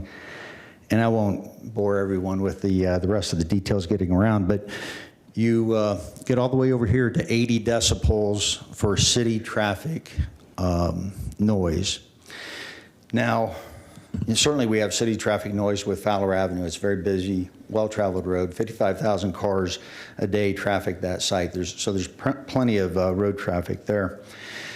So with that, these call boxes need to adjust to deal with it. And call boxes that do not have automatic volume control, they don't adjust. They're set at one setting to try to make sure that order transfer between the customer and the recipient and the establishment goes well. And so if 80 decibels is the noise level on a roadway, typically they'll adjust the volume 15 decibels higher. So the call box typically, if it's just set in a single default mode, would have a 95 decibel call box audio volume, speaker volume, and it doesn't change. So at 6 o'clock at night, or maybe better yet, 8 o'clock at night, when it's a little more quiet on the roadway, you have that call box emitting a 95 decibel interaction between the order maker and the recipient. In this case, the automatic adjustment with that technology would take place, and it would actually adjust it to the ambient noise for what is going on at that time. So if at that time the noise was approximately 50 or 60 decibels, then it would be 75. It would adjust at 15 decibels above the ambient noise. So that technology can be impactful, and we believe using that technology, the Western orientation of the call box to go towards a commercially zoned property on the west, the blocking mechanisms that could be put into place at the call box and on the northern property line, and potentially other technologies like porous exterior materials on some of the blocking technologies, can aid in the reduction of the noise. So those are my thoughts. All right, thank you for that. I appreciate it. Let me ask you a couple of questions. One, I think the most obvious question is, why not put it, and understanding that you can't meet 200 feet on any part of this property because of the configuration, but why not put it to the south on Fowler? Well, I'm not a civil engineer, as you can tell by my drawing.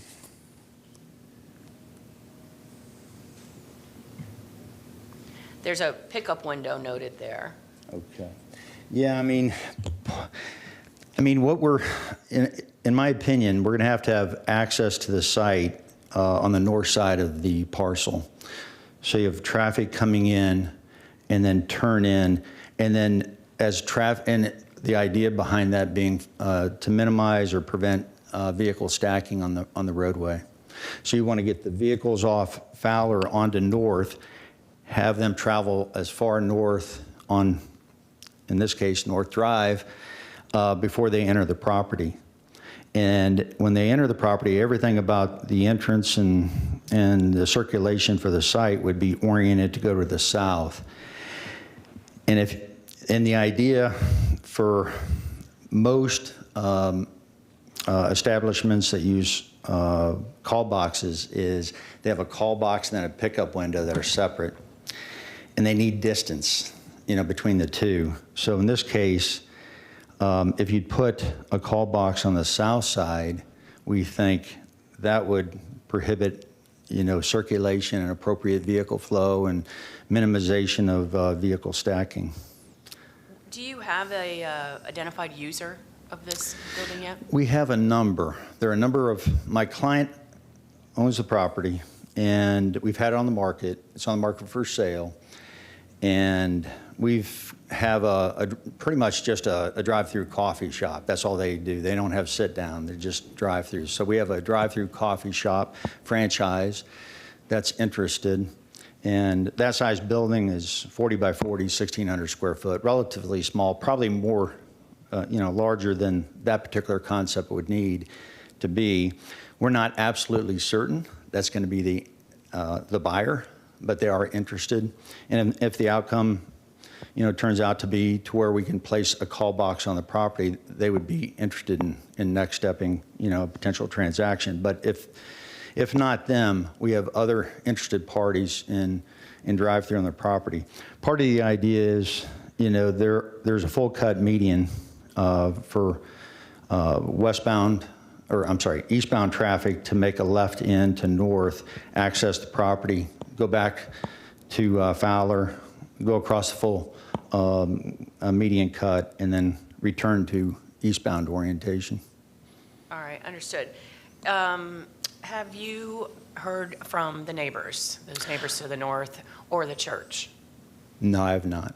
All right, so when you sent the notices, excuse me, when you sent the notices out, nothing came back? The only thing that did come back, I don't have a pen. And you really can't see it on the aerial here. That's a Domino's Pizza. And I believe that's fully built now. He did call me with substantial encouragement and hope that this would be approved. But other than that, that's the only call I received. All right, well, thank you very much. That was my only question. Okay. You can sign in and submit anything into the record you'd like. All right, we'll go to those that would like to speak in support. Anyone in favor of this application that would like to speak? Seeing no one. Anyone in opposition? I understand we have 2 people online that would like to speak in opposition, or is there anyone in the room that would like to speak? All right, then we'll go forward with the virtual speakers. You have 15 minutes, so 7.5. Michael, if you could just do 7.5 each, but we'll take that testimony now.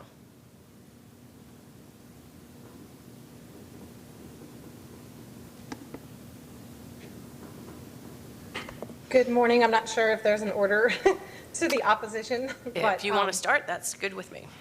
All right, thank you. Good morning. My name is Nicole Demetrio. I live at 12012 River Hills Drive in Tampa. And so thank you for allowing me to voice my opposition to the proposed variance. I am a resident of the adjoining neighborhood. And for the record, I have spoken with the owner of the residential property that is immediately north of the proposed build, but English is not their first language, and I do believe they were unable to voice their opposition due to this language barrier. I have 3 points to make today. First, there are codes and zoning districts in order to protect the public and to protect the use of property. This property is not zoned for the proposed use, hence the request for the variance, as an establishment should not be within 200 feet of a residential property. They plan to place this voice box within 56 feet, which is significantly under 200. My main point today is, why can someone just apply for a variance to override existing code and zoning? I don't believe there is sufficient and compelling evidence to grant their variance. Additionally, I would like to request what kind of impact assessment has been done, in particularly regarding traffic and trash of the proposed use. I realize this is outside the scope of the noise, but this is incredibly important. This property sits on a state road, Fowler Avenue, and is surrounded by Hillsborough County residential areas, as well as the city of Temple Terrace. On this stretch of Fowler, there have been multiple traffic accidents, including fatalities, because people do not go the posted 50 miles an hour speed limit. They go at 70 or 80. And particularly at sunrise and sunset, or dawn and dusk, the light is incredibly blinding when attempting to turn. If the proposed use is a drive-through, that implies multiple vehicles in and out of the property. Vehicles that are heading westbound on Fowler will be turning right into this property and do not have a right turn lane. They will likely be rear-ended, particularly if there is backup, because the proposed area he's saying that they can wait on North Avenue is not very far, not long. Additionally, especially for those who may be distracted by their recent food purchase in the drive-thru, attempting to turn left or east on Fowler is incredibly difficult and dangerous. There is no traffic light, and there will be accidents resulting. Furthermore, cars are already coming through our neighborhood because of the Domino's and the 7-Eleven, and they do not abide by the local speed limit in a residential area where people are walking their dogs, elderly people are walking, etc.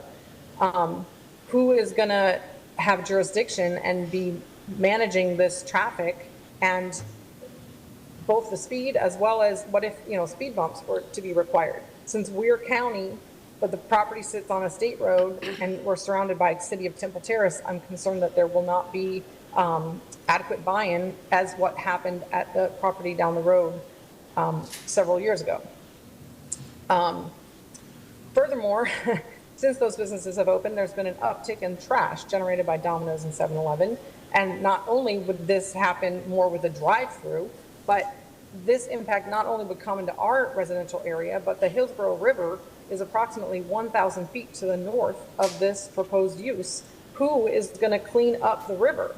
Additionally, the river is under the jurisdiction of the county, the city of Temple Terrace, as well as Southwest Florida Water Management District. So again, I think that one of my concerns is there's too many competing governmental agencies that may not be able to sit down and agree if problems arise. So in sum, I strongly recommend that this variance be denied so that the proposed use of this property is not out of line with its current zoning. Thank you for allowing me to speak. Thank you for your testimony and participating. I appreciate it. I understand we have one more person that would like to speak online in opposition.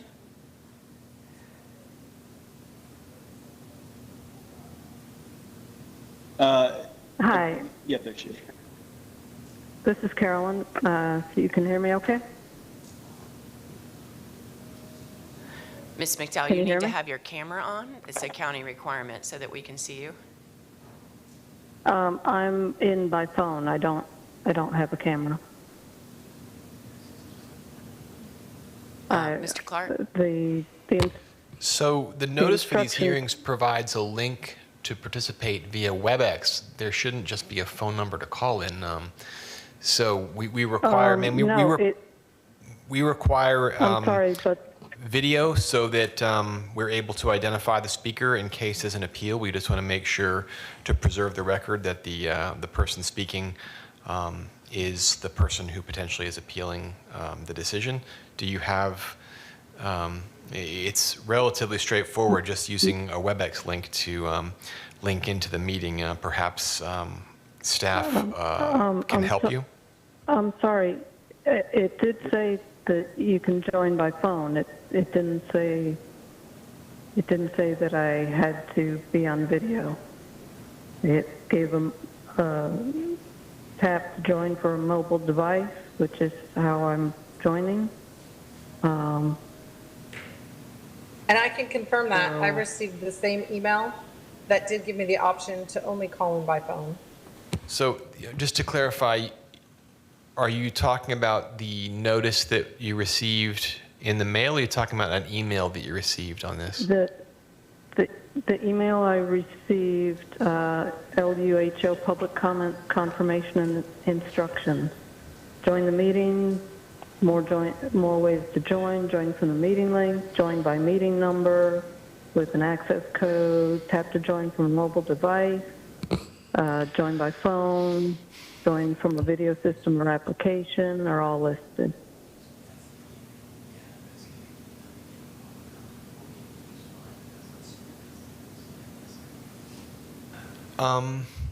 So I think what they're describing from what they've stated is the email that goes out to people who want to speak at public comment at board meetings. Oh. They're not required to be on video for those. However, if that was actually sent to them, I would actually just like to get the applicant to state on record that he has no objection to proceeding with just audio testimony.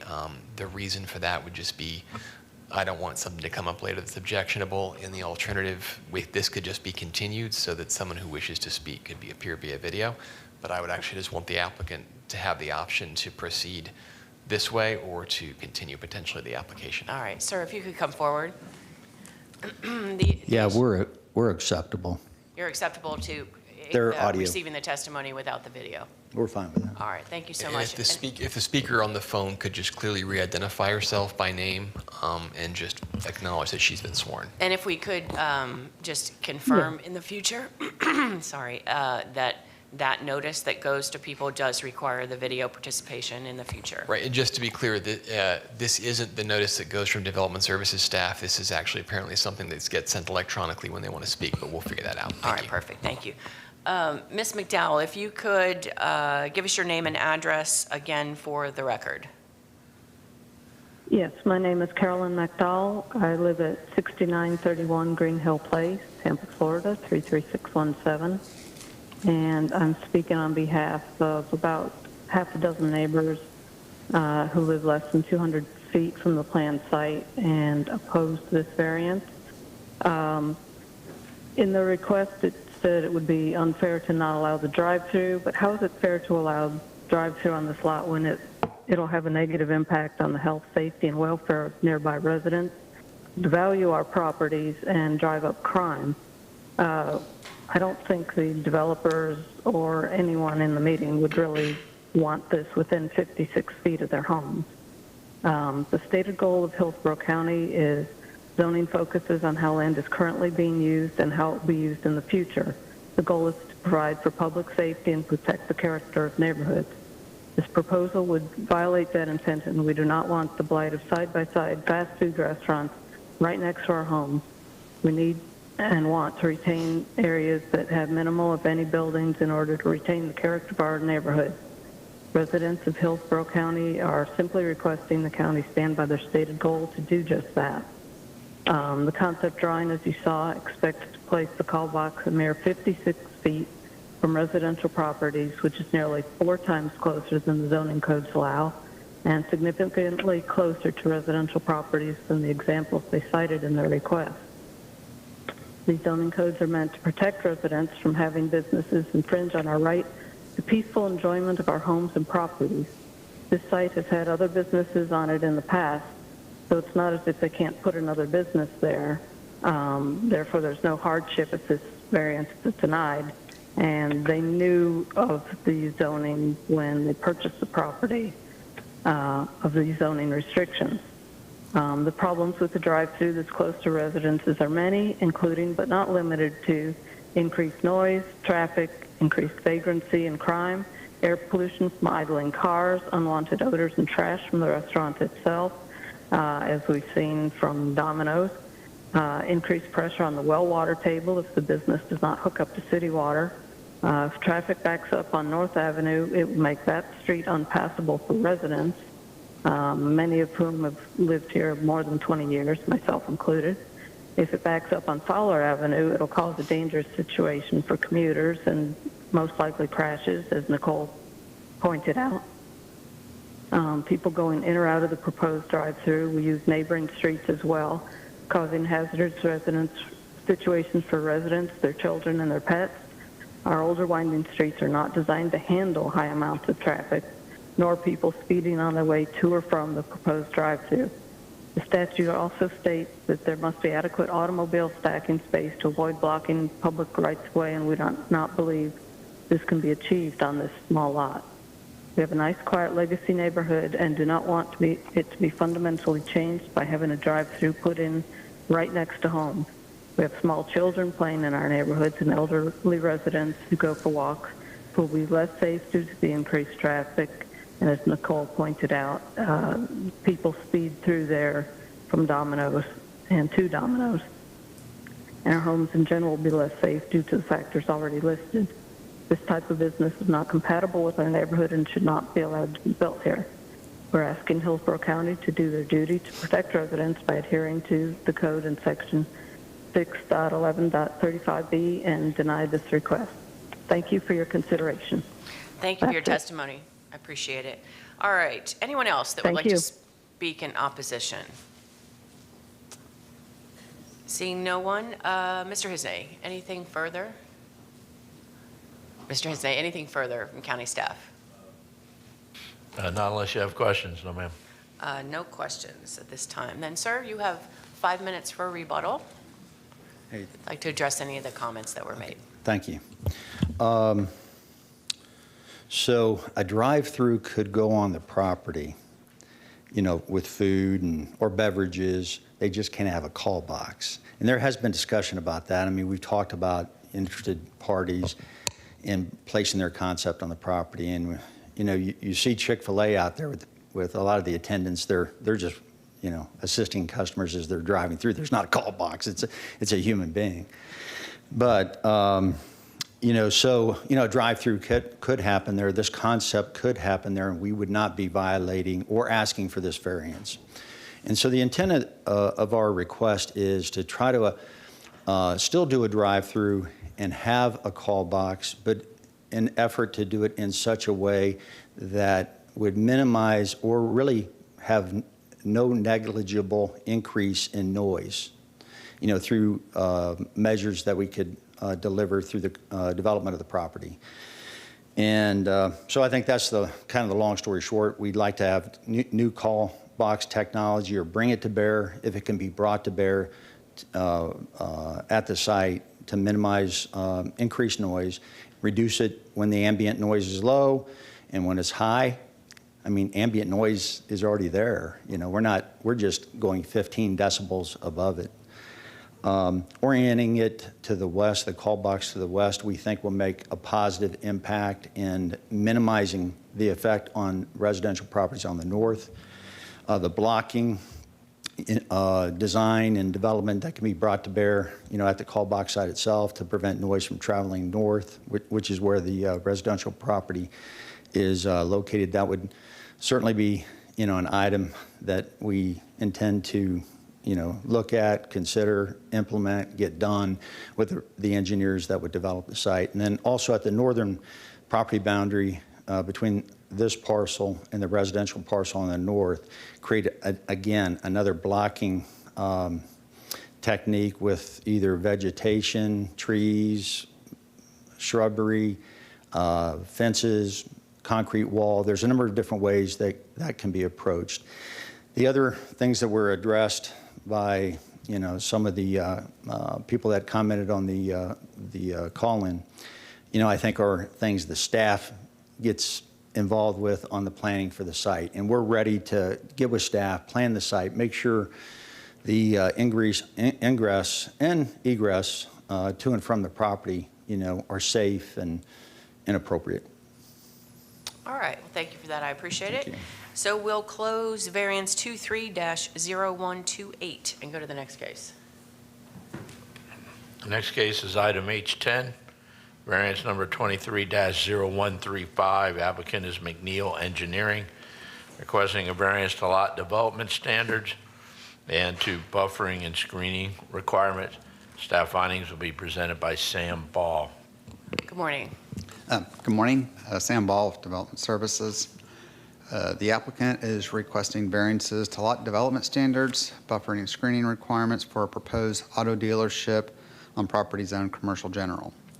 For the first variance, for incompatible buffer use, according to LDC, or incompatible uses, according to LDC section 60606A, the proposed auto dealership is required to provide a 20-foot wide buffer with type B screening along the west property line and portions of the north and south property lines due to the adjacent conforming residential uses.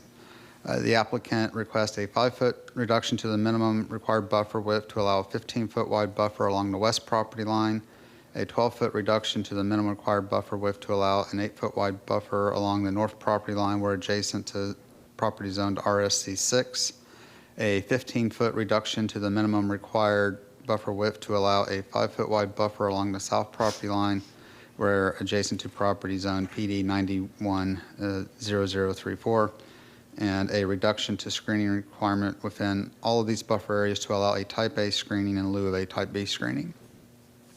The second variance is from vehicular use area buffer requirements, where LDC section 60604C requires that on any parcel of land providing an off-street vehicular use area where such area is not entirely screened from an abutting right-of-way or from an abutting right by an intervening building or other structure, a landscape buffer a minimum of 8 feet in width to include a row of 24-inch high screening hedges and trees planted 1 per 40 linear feet shall be provided between the off-street vehicular use area and the right-of-way, unless the buffer screening requirements of 60606 and 60606C are more stringent, in which case the more stringent requirements shall apply. The applicant is requesting an 8-foot decrease to the minimum buffer width to allow a 0-foot width and no landscaping for the vehicular use area buffer where required along the eastern property boundary which abuts North Florida Avenue right-of-way. LDC section 60604E1, a landscape buffer a minimum of 6 feet in width to include a row of 24-inch high screening hedges and trees planted 1 per 40 linear feet shall be required between off-street vehicular use area and any property boundary not fronted by the road right-of-way, unless the buffer screening requirements of 606 and 60606C are more stringent, in which case the more stringent requirement shall apply. The applicant requests a 6-foot decrease to the minimum buffer required to allow 0-foot buffer and no landscaping for the vehicular use area buffer where required along the southern property boundary. For the final variance, LDC 60101 schedule of area height, bulk, and placement regulations requires that the minimum required side and rear yard setbacks in the commercial general district is determined by the buffering requirements. Consequently, the required minimum building setback is 20 feet from the western property line and portions of the north and south property lines due to the adjacent conforming residential uses. The applicant requests a 5-foot reduction to the required setback to allow a 15-foot setback from the west property line, a 12-foot reduction to the required setback to allow a setback of 8 feet from the north property line where adjacent to property zoned RSC 6, and a 15-foot reduction to the required setback to allow a setback of 5 feet from the southern property line. Findings include that no buffering or screening for compatible uses required on the north property line where adjacent to folio 181660000 that is zoned commercial neighborhood and developed with a flower shop and non-conforming multifamily dwellings per LDC 60606A. And contrary to the applicant's narrative and site plan, no buffering or screening for incompatible uses is required on the south property line where adjacent to property zone commercial general and occupied by the driveway serving the mobile home park in PD 910034. That concludes my presentation. if you have any questions. I do. Just to clarify that last testimony from your findings, I just want to make sure. So I guess the second bullet point under your findings talks about that they don't need a buffer on that south property line. Oh, maybe I'm reading this wrong. Okay, so you don't need it next to CG, but you do need it next to the mobile home park, the PD? That is correct. The portion that's commercial general is a driveway to the mobile home park and is zone commercial general, so a buffer is not required there. So all of those preceding requests, those are all needed and necessary. You're just clarifying for the record what they don't need, the portions that they don't have to provide it. That's correct. Okay, I understand. Thank you very much. I appreciate it. We'll hear from the applicant. Good morning. Morning, Madam Hearing Officer. My name's Chris McNeil, McNeil Engineering representing the applicant. Address is 15957 North Florida Avenue in Luz, Florida. I appreciate the presentation by the staff and just give you some clarifying things here to help guide this along a little bit. So as you can kind of see there, that's a little washed out, but the site is just north of Fletcher Avenue on the west side of Florida Avenue.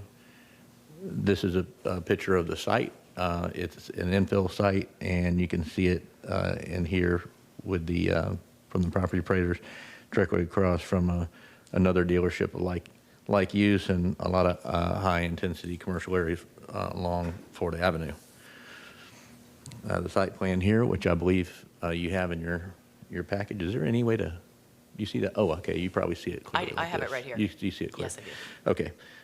The site here, overall site, you can kind of tell that it's long and linear in that regards. And so starting in with the request for the variances here, the buffering and screening, as you noted, there's really, this is the corn parcel at CG, which is the flower shop operating as commercial. So buffering there, not necessary. There's a 30.4 foot distance along here against single family that is actually functioning as single family, and that is really the main and only single family that we're adjacent to.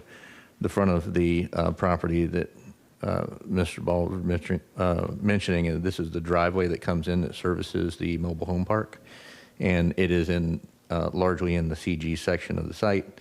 There's a small portion of this south property line that is not, along with the rear property line, but all of this adjacent to the same kind of roadway infrastructure for serving the mobile park. I'd also like to point out that this lighter brown shade that I have here, these are the existing structures. They were constructed in somewhere in the 40s and in the 50s, whereas the mobile home park was constructed in the late 70s. They were there for quite a while. There's also one of the structure on the site which is planned to be demoed. But these existing structures have been there for some time, and the intention and the request largely driven for all of this is for them to remain. So this is the south buffering request, which you can see literally 5.7, 5.8 based on survey.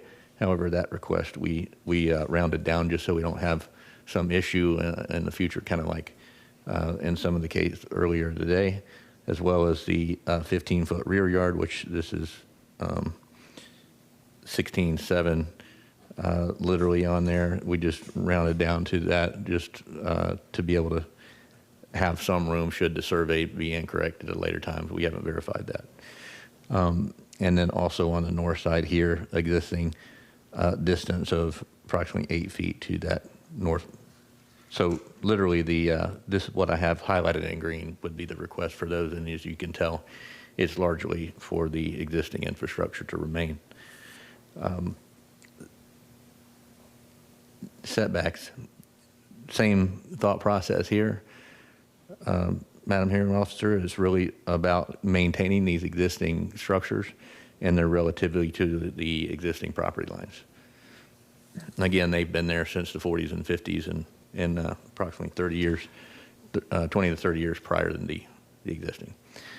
On the front, the third request is regarding the 8-foot buffer, the buffer required along the front, and the reason for that driven by the existing buildings as well. And if I can go back to the site plan, just for a second, the long nature, thin, if you will, site nature of this makes it functional if the buildings stay where they are. However, if they don't and the building has to become, these are torn down and it becomes more centrally located, then the efficiency of the site is lost. So for an infill situation with this particular site, it's critical that the buildings remain. Also the same for this frontage. That is also the same reason why the request is there, because of the challenge with of allowing that infill property to serve well, that we felt that was necessary. This is exactly the same and modeled after the dealership that is directly across the street. And I showed you that one back in the beginning.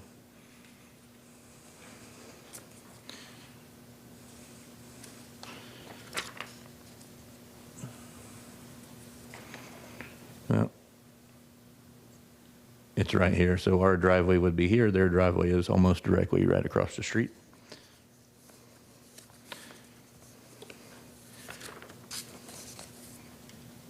And again, that's a picture of the driveway itself.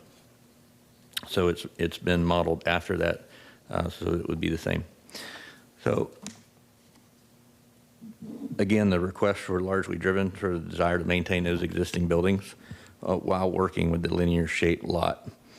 And allowing these variants makes the most of this infill lot, which is being repurposed into a dealership. Removal of the buildings, of a building or the buildings, would generate unnecessary waste and financial burden on the applicant that could otherwise be avoided with approval of these variance requests. With that, I'd like to close. All right, if you could go back to that graphic that shows the existing buildings, the three in the same color, and then there was one building in a darker color. I just have a quick question. Yeah. So what looks to me like a lighter pink color, those are the existing buildings from the 40s? 40s and 50s, yes, 40s ma'am. and 50s. And then the darker building, that's a new building? That would be an addition, yes, ma'am. In addition to that, all right.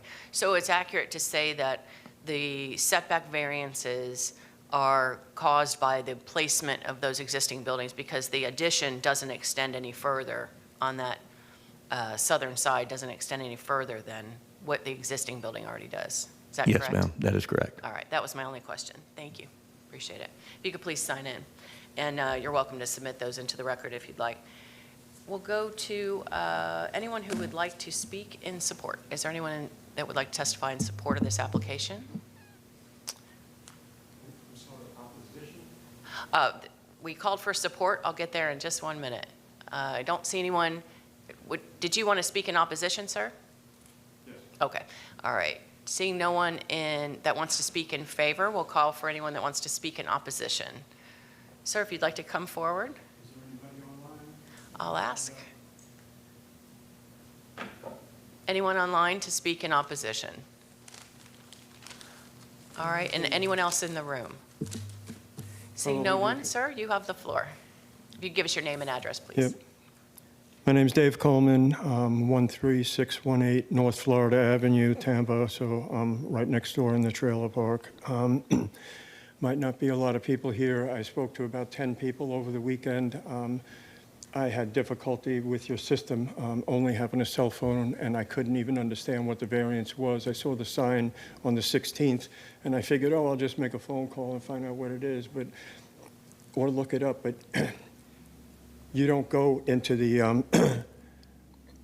I would have had to have had a laptop, and actually most of the people that live in this trailer park are seniors, and a lot of them don't have laptops or, kind of tech savvy. So I wasn't even aware of what the plans were specifically until Friday, late Friday, because I spent 2 days and about 15 calls with the county and responses back and forth, just trying to get them to forward me what the detailed plans were.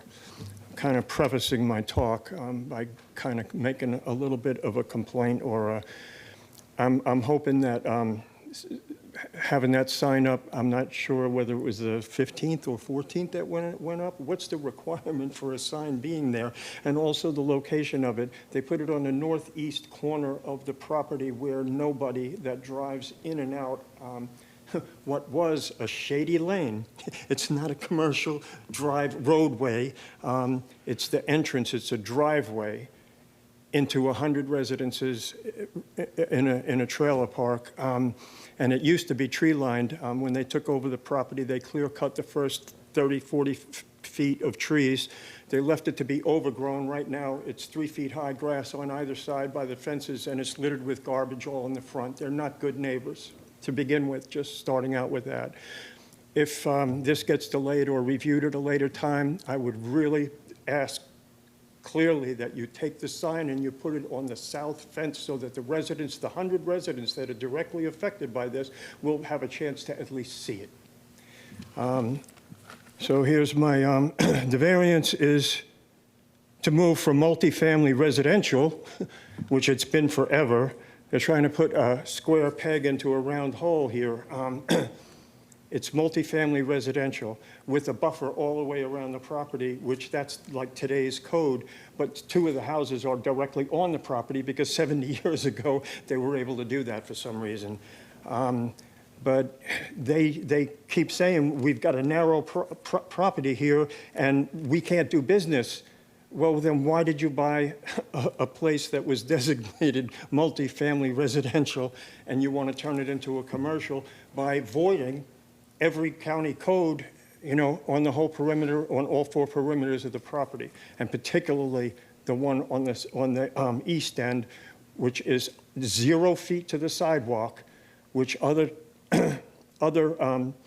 car dealers do have that along the way, but none of them next to a residential area. And the fact of the matter is that we have an issue getting out of there safely, especially elders. And we had a long thing where we had a 70-year-old concrete wall moved back 8 feet, and they had to replace their sign. And the 6-foot-high shrubs that were adjacent to us in front of the strip mall, we had those hedges got cut down to 4 feet. We finally have visibility when we're leaving the place looking south. And if they put cars and signs because they need visibility for their product to sell their deal, which is what that's written in their lingo, we're going to lose the visibility, and that's going to affect pedestrians walking on the sidewalk on North Florida Avenue. It's going to affect cars coming down and trying to get safely out of there. So it's a clear-cut risk of human life. And we finally just won. After years of begging for them to clear that way away so that we can see to the right, now they move in and they're gonna, at the very least, if you approve them to go ahead with the rest of this project, the 8 feet has to stay on that sidewalk end. You cannot allow them to push it up, and they keep saying it's all commercial all around. Well, it's not. And the building across the street behind it is Sumpin Woods all the way to 275, and on the other side of it is well set back, an apartment complex. There's nobody near that business whatsoever. I'm going to read my thing. I have 10 minutes. I'm going to scoot through this as fast as I can. At first, I was just concerned with the 8 feet down to 0 feet buffer change on the east side, the Florida Avenue sidewalk. After reading their false narrative, the story of the applicants, I object to all 4 code abandonments, also objecting to the words repurpose the existing homes. There are 3 homes that have been there forever, and they were rented up until they took over the property.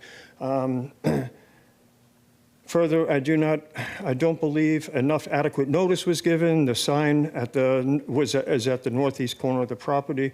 My 100 neighbors drive on the south side, and many are elders, which are cell phones. They can't access the Hillsborough site either. 2 homes on the west side are 15 feet. That's the width of Pierre Drive. On the west side of the property, there is their fence and 15 feet of road It's more of a lane, just like the road that goes along the south side. It was a tree-lined lane. It was beautiful. Now we're not going to be you go to the tree-lined lane, before you get to the Winn-Dixie, it's going to be go in behind the gigantic car dealer. But there are two homes that'll be in my apartment complex, in my trailer park, that are directly close. They're like 15 feet away to their property, 20 feet to the window of their house, and they want to put a car repair shop at the back corner, like right across the street from Bill's house. And it's also an extreme exaggeration of what's happening on the north edge of the property. There is a 70-year-old house that is now a florist business in a home setting. It's very cute. And then right behind it, they've had cottages that they rent out, little one-room cottages, that one and then another, right adjacent to the property, that have been there forever, and then don't seem to be going anywhere. So all around us, around them, are these issues where they want to go right up to the edge because their property is too narrow. Why did you buy it in the first place? That's the width of Pierre Drive from the proposed auto repair shop. And it doesn't look like, I'm a little familiar with blueprints. The footprint of what they have on those pictures doesn't look like the houses that are there, not in my mind.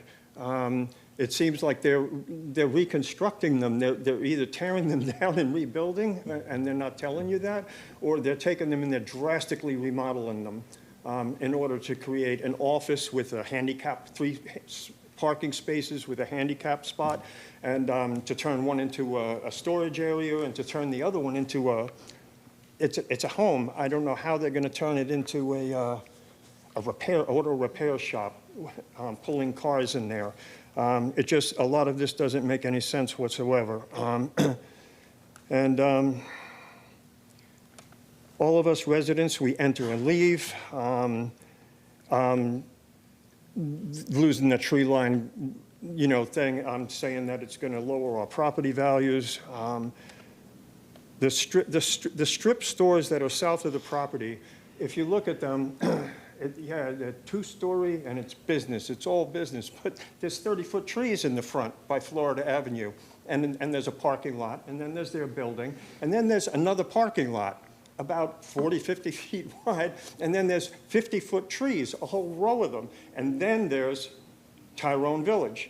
And there's one home on that side and a bunch of parking spaces. And then there's the office and our swimming pool. But you wouldn't even know those buildings were there if you're sitting at the office or going to the mailboxes, or you're going, for a dip in the pool.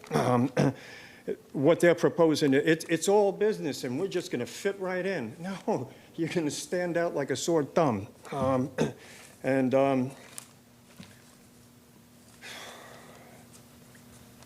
I'm kind of jumping all over, and I don't even think I need my paperwork. I think I'm kind of making my point. I don't know. If you postpone this, I'd really like a sign on the south side. Do we need to get a lawyer? Is that something that is done in cases like this? Or can county electeds protect citizens by enforcing existing county codes? I'd like to know that. I'm not against business, but perhaps knowing that that they repeat over and over, this is such a narrow property that they made a big mistake by buying a property that's zoned as multifamily residential. I looked on Florida Avenue. There are a lot of car dealers. We all know there's a lot of car dealers. I bought one, and the car has rolled back miles on it, and they said it's a state crime, and the state police came out, but they didn't accomplish a thing. They said he didn't know it was when he sold it.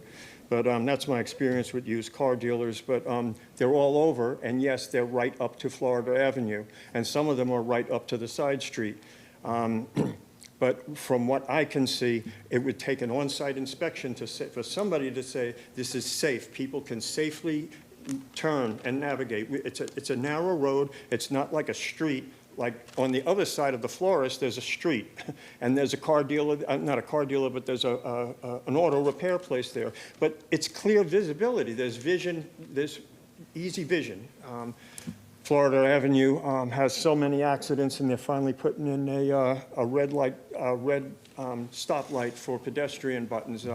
3 teenagers were killed in 2 days 4 years ago. Josiah Pinner and 2 girls that were visiting from Colombia. In 2 days, 3 teenagers were killed on Florida Avenue, one a quarter of a mile up the street and one 3/4 of a mile down the street from where I live. It's an extremely dangerous area. The FDOT refuses to lower speed limits. It's going to continue to be dangerous. And I don't know what else I can say. I want to point out that I did not know what the details were until Friday. On Saturday, I started making signs and putting them around the place and stopping and handing out little flyers that I wrote up to my neighbors. And they were all, everyone that I talked to said, oh, no, we can't have that. You know, it's going to be too difficult. My grandmother drives in and out of that entrance, you know. So the response that I got was 100% negative, except for Bill, who lives right across the way. He said, yeah, they're putting in a car dealer. And I said, what time are they going to start with the air tools in the morning and charging up the compressor? What is it going to look like when there's all these trees are gone that are right next here and there's nothing but business going all the way to the street?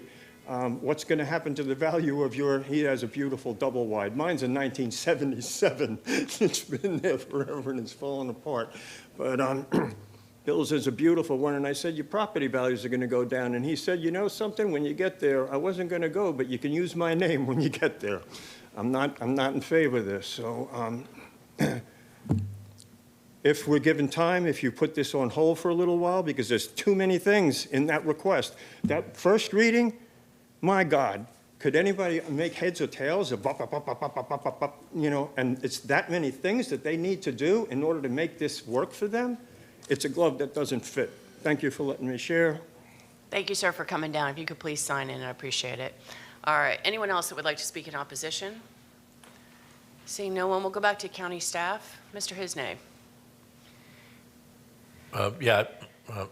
Just like to point out that the site in question is zoned general commercial. It is not zoned multifamily residential. All right, and if you could go over for the record what the site development process is, if this were to be approved for the development, what the county process is, just a very cursory explanation. It's an administrative review process. And it involves various agencies, and what are they looking for? We have different types of staff and transportation and actually, I was going to see if Colleen was still in the room because she's intimately involved with that process. But yeah, there are a number of different reviewers, outside of zoning or in addition to zoning that review it for compliance with various requirements. And the issues that were brought up by the gentleman about the visibility at the access and so forth, that would all be reviewed for county standards? Yes, ma'am. All right, thank you so much. We'll go back to the applicant. You have 5 minutes for a rebuttal. Yes, ma'am. Thank you, and I appreciate the opposition's testimony as well, and just wanted to speak to a couple of those things. There was it sounded like there were 2 main concerns, one being safety and the other compatibility. And the safety part of it, we'll start with first because that sounded like to be the biggest pause in the heart, is that as Mr. Hisnay suggested, that we do have to go through multiple agencies, including not only Hillsborough County for this for site, but also DOT. DOT is extremely stringent, very protective of site triangles and visibility triangles. So if they're not there, then they make you put them there. So I'm not sure how familiar you are with that process, but it's extremely extensive, especially for something like the Florida Avenue corridor. So those would have to not only be adhered to for the purposes of the applicant's driveway, but also any neighboring driveways as well.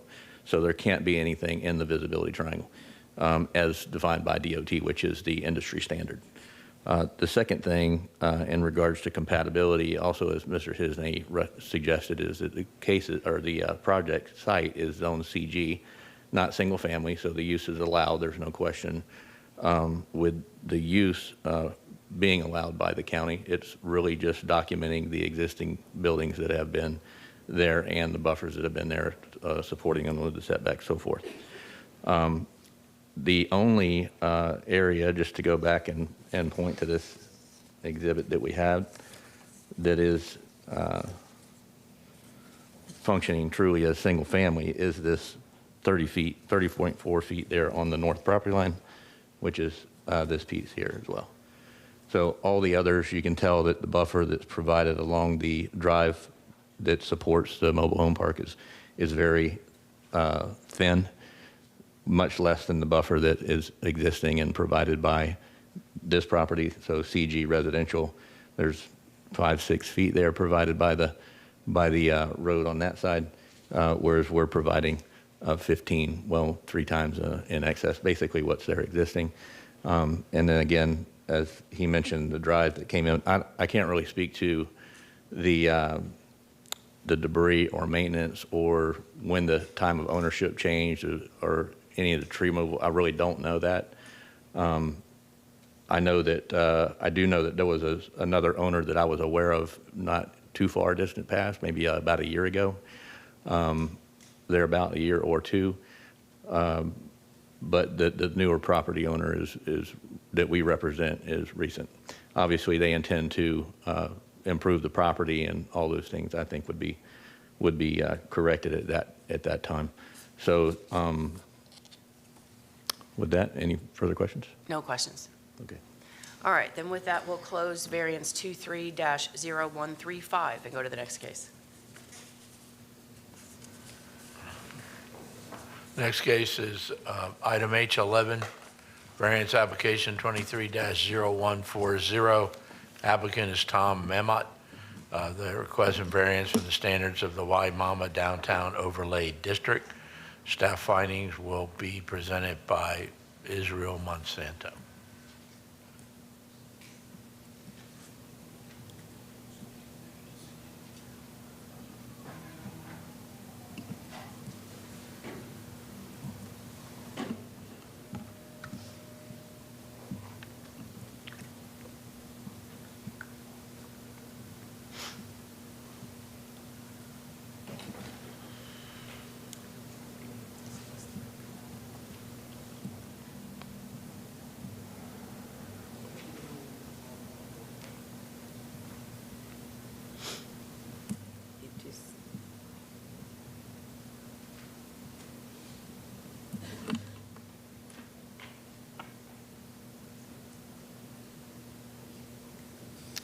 Good afternoon. Good afternoon, Israel Monsanto Development Services. I'm a hearing officer. I will pass out some of the revisions for the staff report. There is a typo on first column, second row. It should say variance to maximum building front setback, and it's being basically repeated from the one before that. So I'm going to hand this out.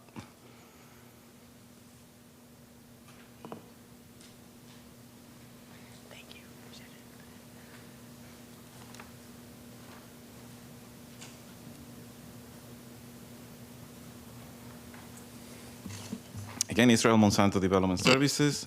The applicant today is requesting multiple variances from the Waimama Downtown Overlay found in Land Development Code 32300. This site consists of 2 parcels located between Hillsborough Street and 7th Street in Waimama, and is roughly over ½ acre in size. This parcel is on RSC6, Residential Single Family Conventional, and it's within the Subdistrict D, which is known as the Downtown Residential of the Overlay. The site is currently vacant and will be accessed from the north. It will be combined in the future as a unified site and accessed from the north again. The applicant, which is Hillsborough County, intends to develop this site with a wastewater pump station to serve the Waimama Area 1 septic to sewer and low pressure conversion project. Per the definitions in the code, a pumping station is defined under public service facility. Also, civic uses under the new Waimama overlay states that government public service facilities shall be considered civic uses and therefore are subject to the standards of the civic lot type development. This type of lot requires minimum building frontages and maximum building setbacks. Based on the plan submitted by the applicant, this pumping station would not meet these requirements. Additionally, the project will not meet parking placement standards and also site connectivities. In order to accommodate this site design, there are a number of variances to the overlay being requested. The first one is variance to minimum and maximum building frontage. And the second one is variance to maximum building front setback. And both of these are found in the table 5.2 of section 32306A. The first one will be, the requirement is that civic building lots shall have a minimum lot frontage of 70% and a maximum of 100%. The result, based on the project proposed, is that the project will not have a minimum frontage of 70%. The second requirement is that civic building lots shall have a maximum building front setback of 20 feet. The result will be that the building would be placed at a maximum of at least 70 feet in front of the parcel line. The third variance being requested is to parking area location. The requirement is that in this lot type, that shall occur in the rear and or the side of the primary building, and parking between the primary building and front setback shall not be permitted. This project will not have parking areas located at the rear or on the side. It will be placed between the building and the front setback. And the last variance is variance to connectivity requirement, which says, shall provide parking, service drive, and alleys to allow for future connections to adjacent parcels and direct pedestrian access in the form of pedestrian entrances, sidewalks, crosswalks, and other walkways from public sidewalks to building entrances and between parcels shall be provided. This project would not provide for future connections to adjacent parcels, and also it would not provide direct pedestrian access to proposed buildings or between parcels. And that concludes the variances being requested. Just one quick question for the record, and that is it considered a civic building only because it's government-owned? Is that the threshold? I would say so. It's related to building with governmental services. And in this case, the code has it listed under those type of buildings and uses as well. I see. All right, thank you. That was my only question. I appreciate it. Is the applicant here? Good afternoon. Good afternoon. My name is Jonathan Cole. I'm the engineer for the applicant. The applicant is here, who is Hillsborough County. Let's see if I can run this thing. Okay, as was mentioned, we're looking for 4 variances. Originally, we were looking for a variance to the entire Waimama district, but 4 of them specifically in order to build a pump station. And we've already gone over those 4. It's basically build the building frontage, the front yard setback, the parking location, and connectivity. And just a little background, Hillsborough County is in the process of doing several septic to sewer areas. There's 2 areas in Waimama. This is the first area in Waimama, and basically everything you see in blue there, that's currently either on septic and or it's on low pressure. And the Water Resources Department wants to take those offline and have central sewage for that entire area. This is called the Waimama 1 area. It's going to be using a technology called vacuum sewer, and rather than having maybe up to 6 to a dozen pump stations, we only need 1 pump station. And normally that pump station wants to be relatively centrally located. So that's where that star is there. There will be another area called Waimama 2, which will be in the future. But the entire area of Waimama basically is surrounded by this relatively new overlay district that went into effect maybe a year or 2 ago. So everything in Waimama, not just the business areas, whether it's agricultural or residential, is subject to the overlay district. This is the actual pump station site. It actually consists of 2 different lots. Those were owned by Hillsborough County. I'm not sure how they came into ownership, but they've had them for quite a few years.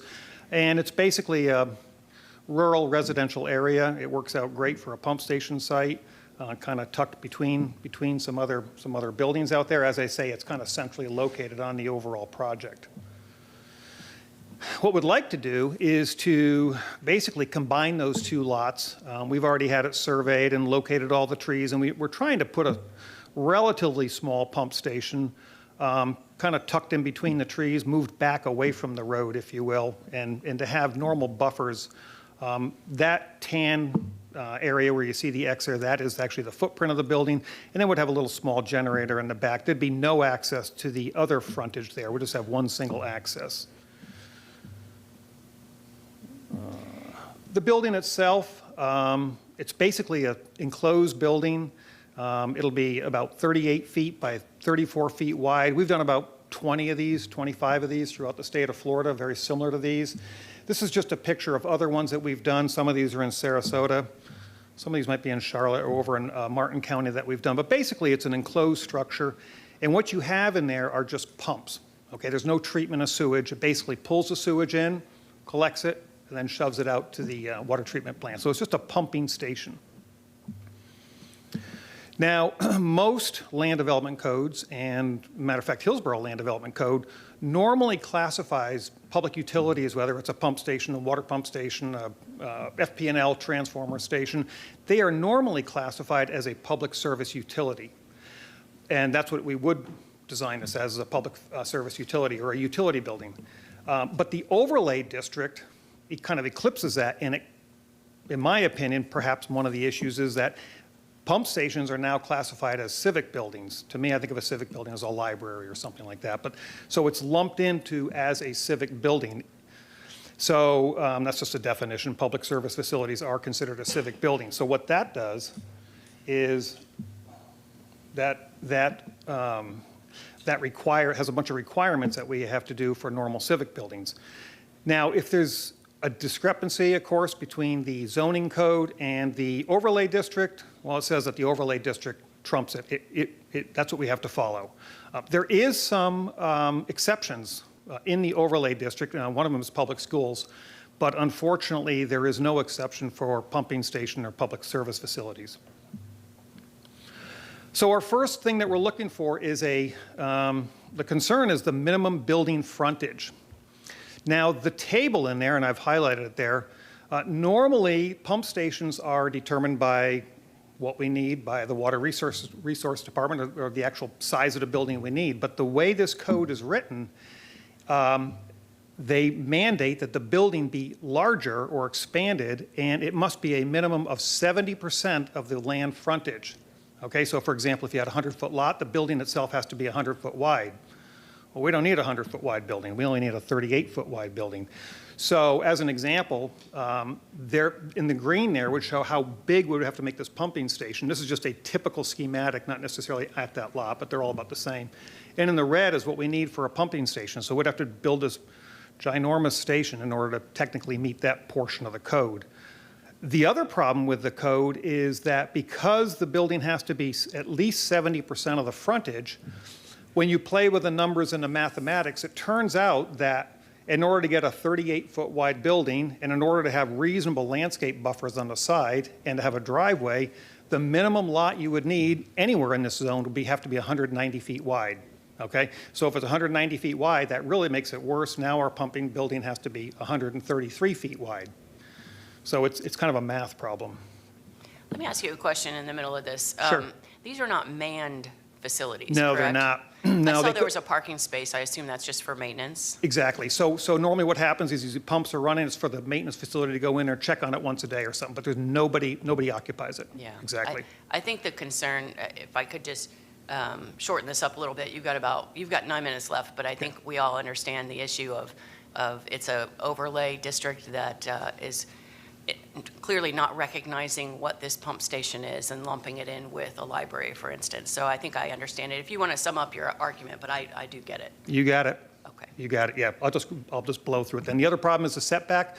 Again, normally we have minimum setbacks when we're building stuff. We want to push buildings back. This has a maximum setback of 20 feet. They're trying to bring the buildings toward the front. Well, again, for a pump station, doesn't make a lot of sense in my opinion. Parking location, obviously if you pull the building toward the front, there's not much parking in the front. So technically we want to put the building back so we can have a couple spaces as we showed there. So technically we're looking for a variance on the parking. And then the connectivity. Normally, I think they're trying to bring the buildings to the front, have pedestrian-friendly things. We need a secure building. We're going to have a fence around it.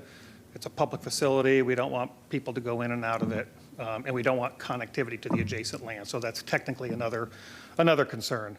So those are the four concerns. Just real briefly, what happens if we don't grant this thing? We tried a lot of layouts. I think you asked a prior applicant, hey, did you try some different layouts? We tried all kinds of layouts. Basically, nothing works. So basically, this site, as well as many, many other sites in Waimama, are going to be unbuildable for public facilities, pump stations. It just doesn't work unless you have a 190-foot wide lot minimum, and then a humongous building brought to the front. So it just doesn't work. If it is granted, well, the building will be based on the need, not the lot width. It results in a smaller building tucked away on the lot. Parking spaces, we only have a couple parking spaces there, so an operator can go in there once a day and check on it. And of course, would have a fence and buffers all around the thing. So it'd be a normal pump station that we would use, and hence, that's the reason we're asking for the variances. All right, thank you very much. I appreciate your testimony and presentation. If you could please sign in. Sure. Is there anyone in the room or online that would like to speak in support? Anyone in favor? Seeing no one, anyone in opposition to this request? All right, no one. County staff, anything else, Mr. Hisney? Mr. Monsanto? Did you have something else you wanted to add? Oh. No, ma'am. All right, thank you so much. Then, sir, you have the last word, but you don't have to take it. I think I'm good. All right, well, thank you very much for your time and testimony. We'll close variance 23-0140 and go to the next case. So our last variance today is item H12, case number 23-0148. The applicant is Chandra and Kunj Dasrat, requesting a variance to fence requirements. Staff report was prepared by Isis Brown, but I will be making the presentation at today's hearing. Carmen of our staff is handing out some photographs. Those are on behalf of the applicant, who is attending the hearing virtually, but wanted to get those into the record. So again, those are from the applicant, not from staff. Okay, thank you. All right, and so let me summarize the request. Applicant requests a height variance to accommodate a proposed fence on property zoned ASC1. Land Development Code says fences in agricultural districts shall be regulated in the same manner as fences in residential districts, except under certain circumstances that do not apply to this case. Land Development Code allows a maximum height of 4 feet for fences in required front yards, except under certain circumstances not apply to this case. The applicant requests a 2-foot increase to the maximum permitted height to allow a height of 6 feet for a proposed fence in the required 50-foot front yard on the north side of the parcel along Lake Magdalene Boulevard. The applicant's narrative states that the fence will be constructed of masonry and aluminum. However, the applicant has advised staff that the design is subject to change. According to the applicant, the proposed fence will have columns that are 6 feet 8 inches in height. I'll point out that the code allows columns and posts to exceed permitted fence height by a maximum of 1 foot, provided they are not more than 3 feet in width and spaced at least 6 feet apart. So if the variance is approved to the requested height, then those column heights would be allowed. And then just point out that under the code, the fences cannot exceed 2.5 feet in height and visibility triangles at the intersection of roadways and driveways. Therefore, final design and location of the subject fence must comply with this requirement. Thank you so much. I appreciate it. Is the applicant online, I understand? Yes, I am. Good afternoon. I'm Chandra Dasrat. I'm the property owner for 16227 Lake Magdalene Boulevard. I apologize for my voice. I'm just getting over an upper respiratory infection, but I'll try to speak slowly. I wanted to, as depicted in, you have some photographs. One of them is labeled Exhibit A. I wanted to mention that my neighbor, 2 houses away, their property address is 16221 Lake Magdalene Boulevard. They were granted a request identical to the one I'm making today, which is a 6-foot fence with columns that are 6 feet 8 inches in height. Additionally, across the street, there's a subdivision.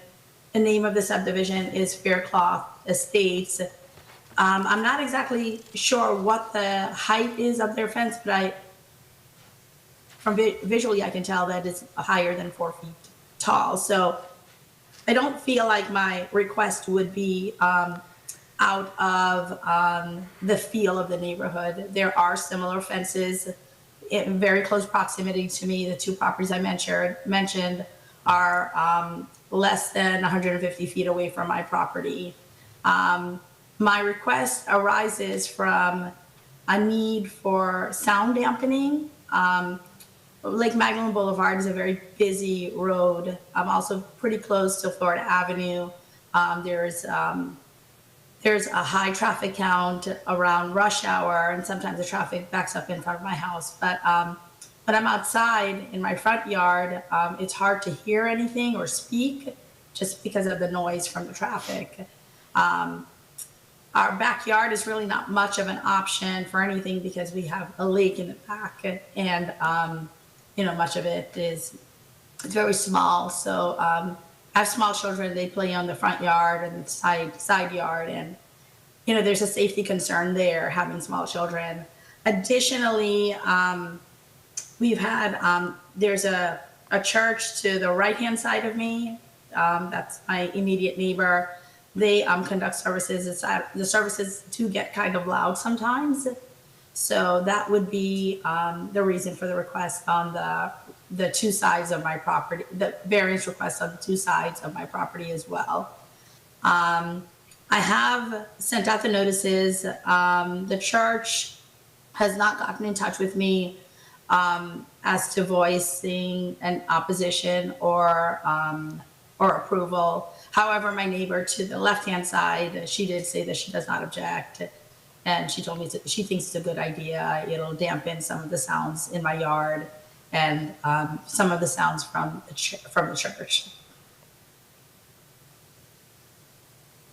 Does that conclude your presentation? Yes. All right, thank you for that. I appreciate it. We'll call for anyone that would like to speak in support. Anyone in favor that would like to testify? Seeing no one, anyone in opposition to this request? No one. County staff, anything else? No, ma'am. Ma'am, you have the last word if you'd like it. I respectfully request you grant my request for a variance for a fence extension of up to 2 feet in height and columns that are 6 feet 8 inches in height. All right, thank you for that. And that will conclude variance, we'll close variance 23-0148 and go to the special uses.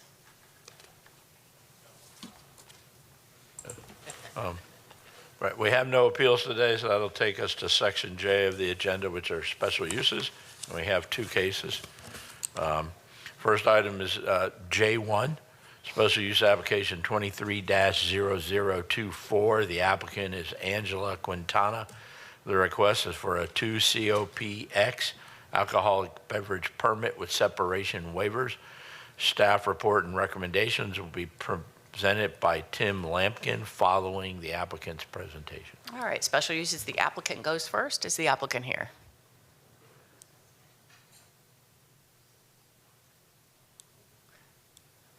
Good afternoon. Juan Felipe Becerra. I'm here with my mother. I'm translating. We're here representing Billiards Ruskin, address 72 North Highway 41, Ruskins, Florida. Thank you. Yes. Go ahead. Yes, so, okay, me diga su nombre. Good afternoon. My name is Angela Quintana. Good? I'm sorry, we just needed her, she's sure to state her name on the record because he's not showing as an authorized party right now. Go ahead, ma'am. Good afternoon. My name is Angela Quintana. And your address as well. The address is 7020 North US 41 Highway, Ruskin, New Jersey. Because I live in New Jersey. Ruskin, Florida, 33570. Thank you so much. Thank you. All right, go ahead with your Yes, presentation. so, my mother, we grew up in New Jersey. My mother recently moved to Florida. She's in the process of opening up a billiards in Ruskin. Trying to bring, I guess, more entertainment to a community that's fast growing. Obviously the population is growing. There's a lot of residential homes that are being built. We just kind of feel like there's, an entertainment that's lacking. We know that there's a big industry for fishing. We kind of feel like the community needs a place where people can go, hang out, watch TV, kind of make friends and hang out. So that's why my mother proposed putting the billiards. Specifically, people have been asking for alcohol. We're not open yet, but we're in the process of just like renovating everything and getting everything set up. A lot of people have been coming. We've gotten a lot of positive feedback from the community, but a lot of people have been coming requesting whether we're going to have an alcohol license or a liquor license. So that's something we want to, just provide as well for an extra service. Obviously, a safe environment. We don't want to, a bar where people come to drink and, cause a ruckus or anything, but a good place where people could come watch sports, play billiards, have a beer or two with their friends, and, just network and meet new people as opposed to just always having to go fishing or go to the beach. All right. Thank you so much for your testimony. If you could please both sign in. Absolutely. Thank you. Thank you. Thank you. Development Services. Good afternoon. Good afternoon. Tim Lampkin, Development Services. Pursuant to Land Development Code 611.11, the request is for a distance separation waiver for a 2 COPX alcoholic beverage permit. This is to allow the sale of beer and wine for consumption on the permitted premises only. The wet zone area will comprise a footprint of 2,845 square feet of indoor area as shown on the wet zone survey. The requested AB permit is proposed for a billiards parlor located at 720 US Highway 41 in Ruskin, Florida. Per Land Development Code Section 620.11.d.5, there are distance separation requirements apply. The applicant conforms with being over 500 feet from community uses. The applicant also conforms with no more than 3 within the same classification. The applicant does not comply with the requirement that they be 250 feet from residential. The applicants provided justification in the application. For example, they talk about the mode of travel and how you'd have to some one-way streets, adjacent buffering, etc. Staff finds that pursuant to section 6.11.E.3, as shown on the wet zone survey, so there is a mobile home park that's approximately 45 feet west of the proposed wet zoning. The property occupied by the mobile home park is zoned RTC1. This district permits CGN RMC20 uses and constitutes a residentially zoned property since it's occupied by a residential use. Staff notes that the host establishment for the proposed wet zoning is oriented eastward away from the mobile home park. Additionally, the applicant has agreed to install a solid wood or PVC fence along the west property line adjacent to the mobile home park. Consequently, the route of pedestrian travel from the front entrance to the establishment on Highway 41 to 8th Avenue Northwest, then westward to the nearest mobile home park will be approximately 260 feet in length. The proposed wet zoning is located in an established commercial corridor along Highway 41. Additionally, the intent of the Ruskin Town Center zoning districts, as stated in LDC section 3.17.01, is to, quote, revitalize Ruskin's business center along Highway 41 and establish a mixed-use, walkable, and pedestrian-friendly town center. Staff finds that the requested separation waiver is in compliance with the intent.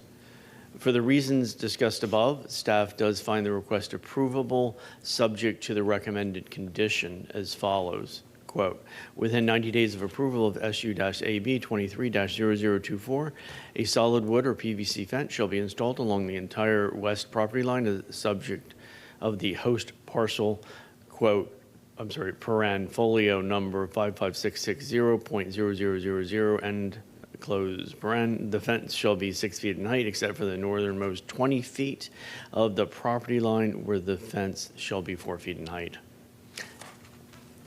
Any questions? No questions. Thank you. Appreciate it. Is there anyone that would like to speak in support, either in the room or online? Seeing no one, anyone in opposition to this request? No one. County staff, anything else? No, ma'am. All right, sir, ma'am, you have the last word if you'd like it, but you don't have to take it. The only last thing I would say is Just give us your name real quick. Only last thing I'll say, Juan Felipe again. Only last thing I'll say is that we've already purchased the wooden fence, so we already have that ready to go. We've spoken to the neighbors already, and they're actually in favor because they feel like it'll give them a little bit more separation. So we feel like overall it's something that's just going to make everyone overall happy.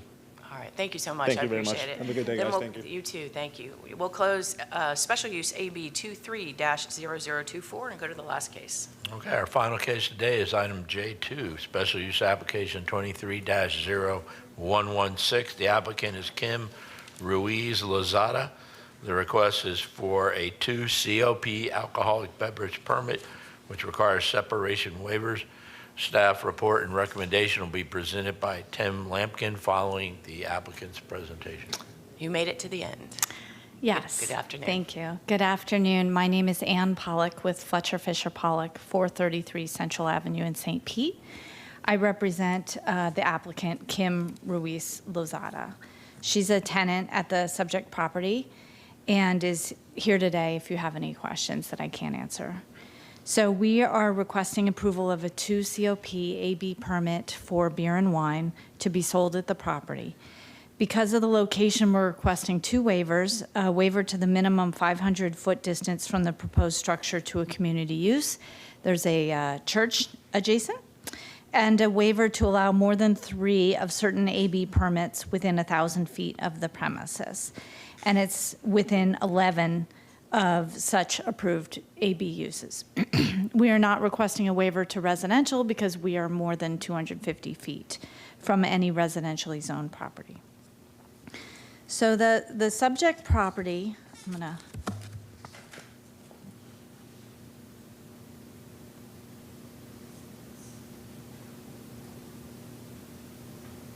I see it. excuse me. It's located within Carrollwood Village Shops, a large retail center in existence since 1984, within a highly commercialized area of North Dill Mabry Highway in Carrollwood. This is the shopping center. Her business is right here. And this is it in the wider area of the intersection, and her business is right here. So the site is planned to be an upscale cat cafe with a lounge setting called Feline. What is a cat cafe, you may ask? Well, the business will collaborate with the St. Francis Society Animal Rescue to foster cats on site for eventual adoption. The business will be divided into a cafe and lounge portion and a separated lounge area where customers can spend time with the cats.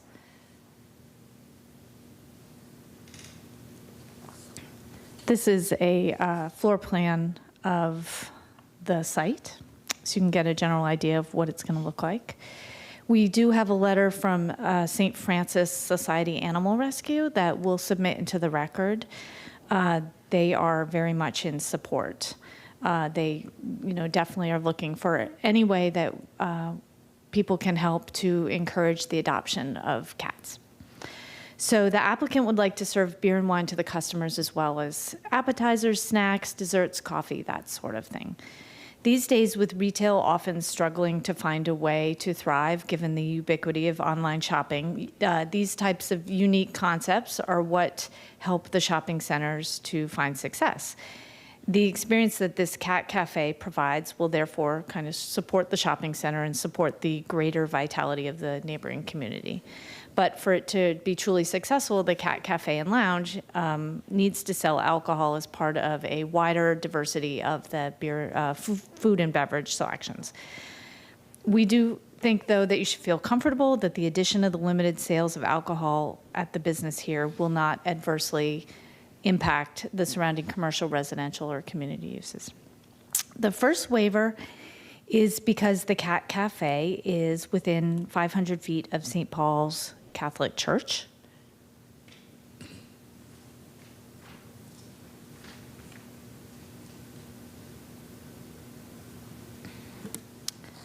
Again, this is the location of the business, and the church property is here. So the Cat Cafe will have a lounge vibe and have the relatively low turnover of a lounge space. So it's unlikely to generate a large amount of customers or generate significant noise that might affect surrounding uses. There is an outdoor seating area to take advantage of nice weather with only about 4 to 6 seats proposed, and the noise created by such a small area would be very limited. The business is planned to be open from 12 p.m. to 10 p.m., so limiting any potential disruptive impact on surrounding uses late at night. So to the south is the church property. It's separated from the shopping center by a large parking lot, significant green space, and many trees. The property is also fenced, limiting interaction between the proposed use and the church. For a pedestrian to walk to the site would be at least 500 to 600 feet without even using sidewalks. The front sides of the small buildings of the church property closest to the shopping center face away from the proposed wet zoning, and their backyards are buffered by landscaping trees in the parking lot. The applicant has spoken with the church, and they emailed a letter of support, which is in the file and already submitted. So these factors negate the need for the distance requirement. The second waiver that we're asking for is because the site is within 1,000 feet of 11 other relevant AB permits.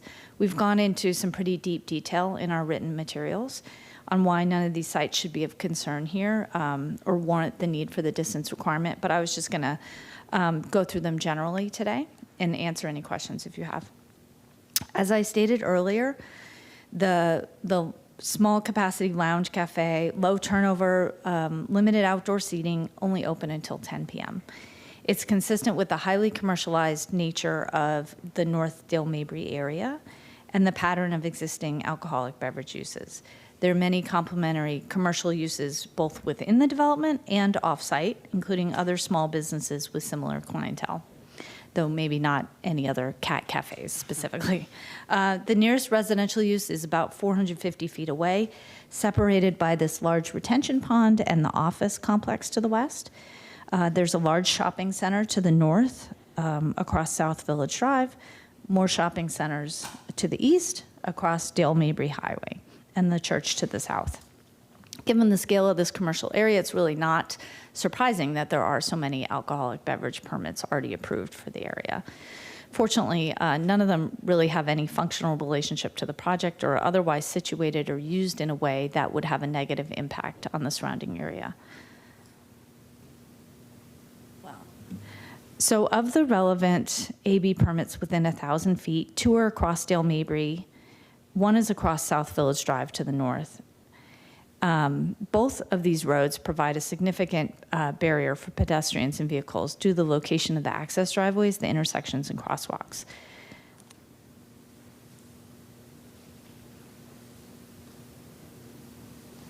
Here is an overall map where you can see the where the 11 are in relation to the blue subject property.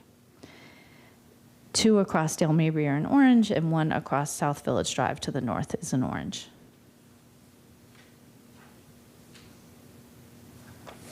Just to kind of give you a better sense of what we're talking about, this is the site to the north. To get to the site to the north via walking, you have to kind of traverse the whole shopping center, then get across, walk down the street, cross the sidewalk, come back, go in and through. And it's close to 2,000 feet to do that. And similarly with driving, even that, you still have close to 1,500 feet.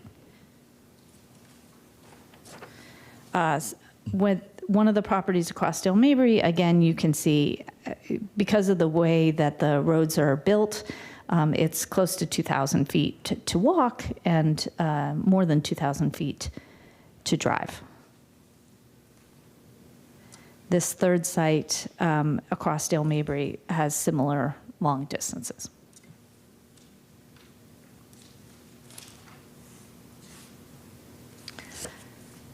So getting to the nitty-gritty, there are 4 businesses within the shopping center that are on the north side, 6, 7, 8, and 9 that you can see here.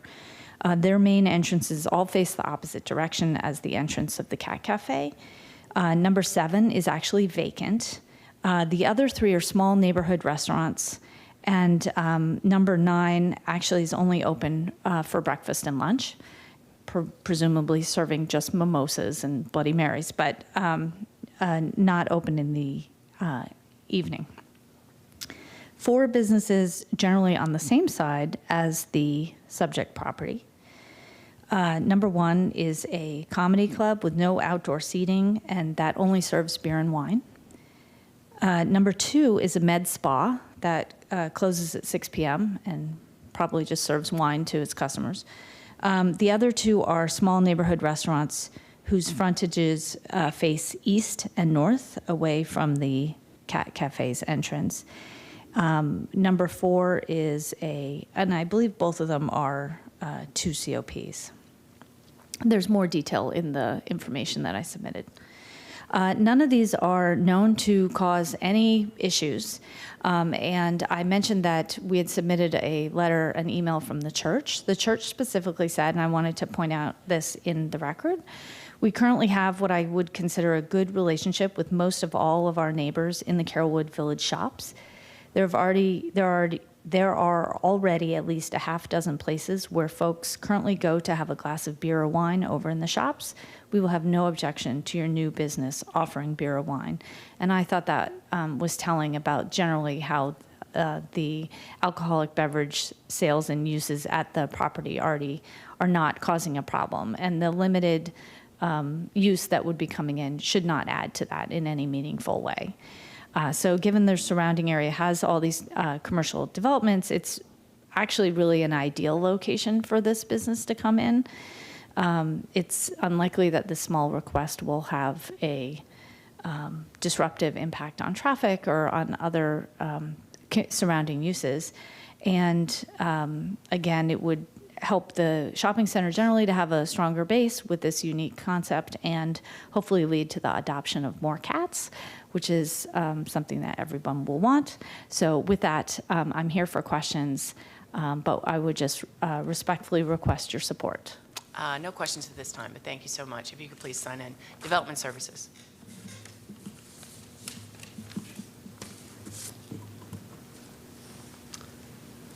Good afternoon. Tim Lampkin, Development Services. As we know, this is for a 2 COP alcoholic beverage permit to allow the sale of beer and wine for consumption on and off the permitted premises. The applicant did such a comprehensive and thorough job that I'm going to skip to the staff findings, if that's all right. That would be appreciated. Thank you. The staff finds that, as shown on the March 10th, 2023 wet zone survey, there are 11 total wet zone surveys of the relevant types within 1,000 feet of the proposed wet zoning. Staff finds that most of the existing wet zone establishments have little to no functional relationship with the proposed AB location. 2 of the AB locations, as the applicant had stated, are located across North Del Mabry Highway, which is a 4-lane divided highway, and creating a significant barrier for both pedestrian and vehicular traffic. While there are 8 relevant AB locations within the same shopping center, staff notes that, as the applicant's diagram illustrated, 4 are in a separate building facing north, while the 2 others faced east or northeasterly away from the building. And as the applicant also noted, that they provided a letter of support from the St. Paul Catholic Church in support. For the reasons above, staff finds the proposed wet zoning does not pose significant impacts on surrounding land uses and finds the request approvable based upon the wet zone survey indicating a total of 1,800 square feet of indoor area, 333 square feet of outdoor area for a total area of 2,133 square feet. And that concludes staff's presentation. Just one quick housekeeping thing. Ms. Pollack mentioned that there are 11 Yes. in the area. And your staff report says 11 everywhere except for one place, and it's under required distance separation. It talks, in that paragraph, it says 6. So I'm assuming that's just a typo. That's a typo. Okay. Thank you. Because everything else says 11. That was it. Thank you so much. Is there anyone in the room or online that would like to testify in support? Seeing no one, anyone in opposition to this request? No one? County staff, anything else? No, ma'am. All right, Ms. Pollock, you have the last word? All right, thank you. Then with that, we'll close special use AB 23-0116 and adjourn the hearing. Thank you all for your time and testimony.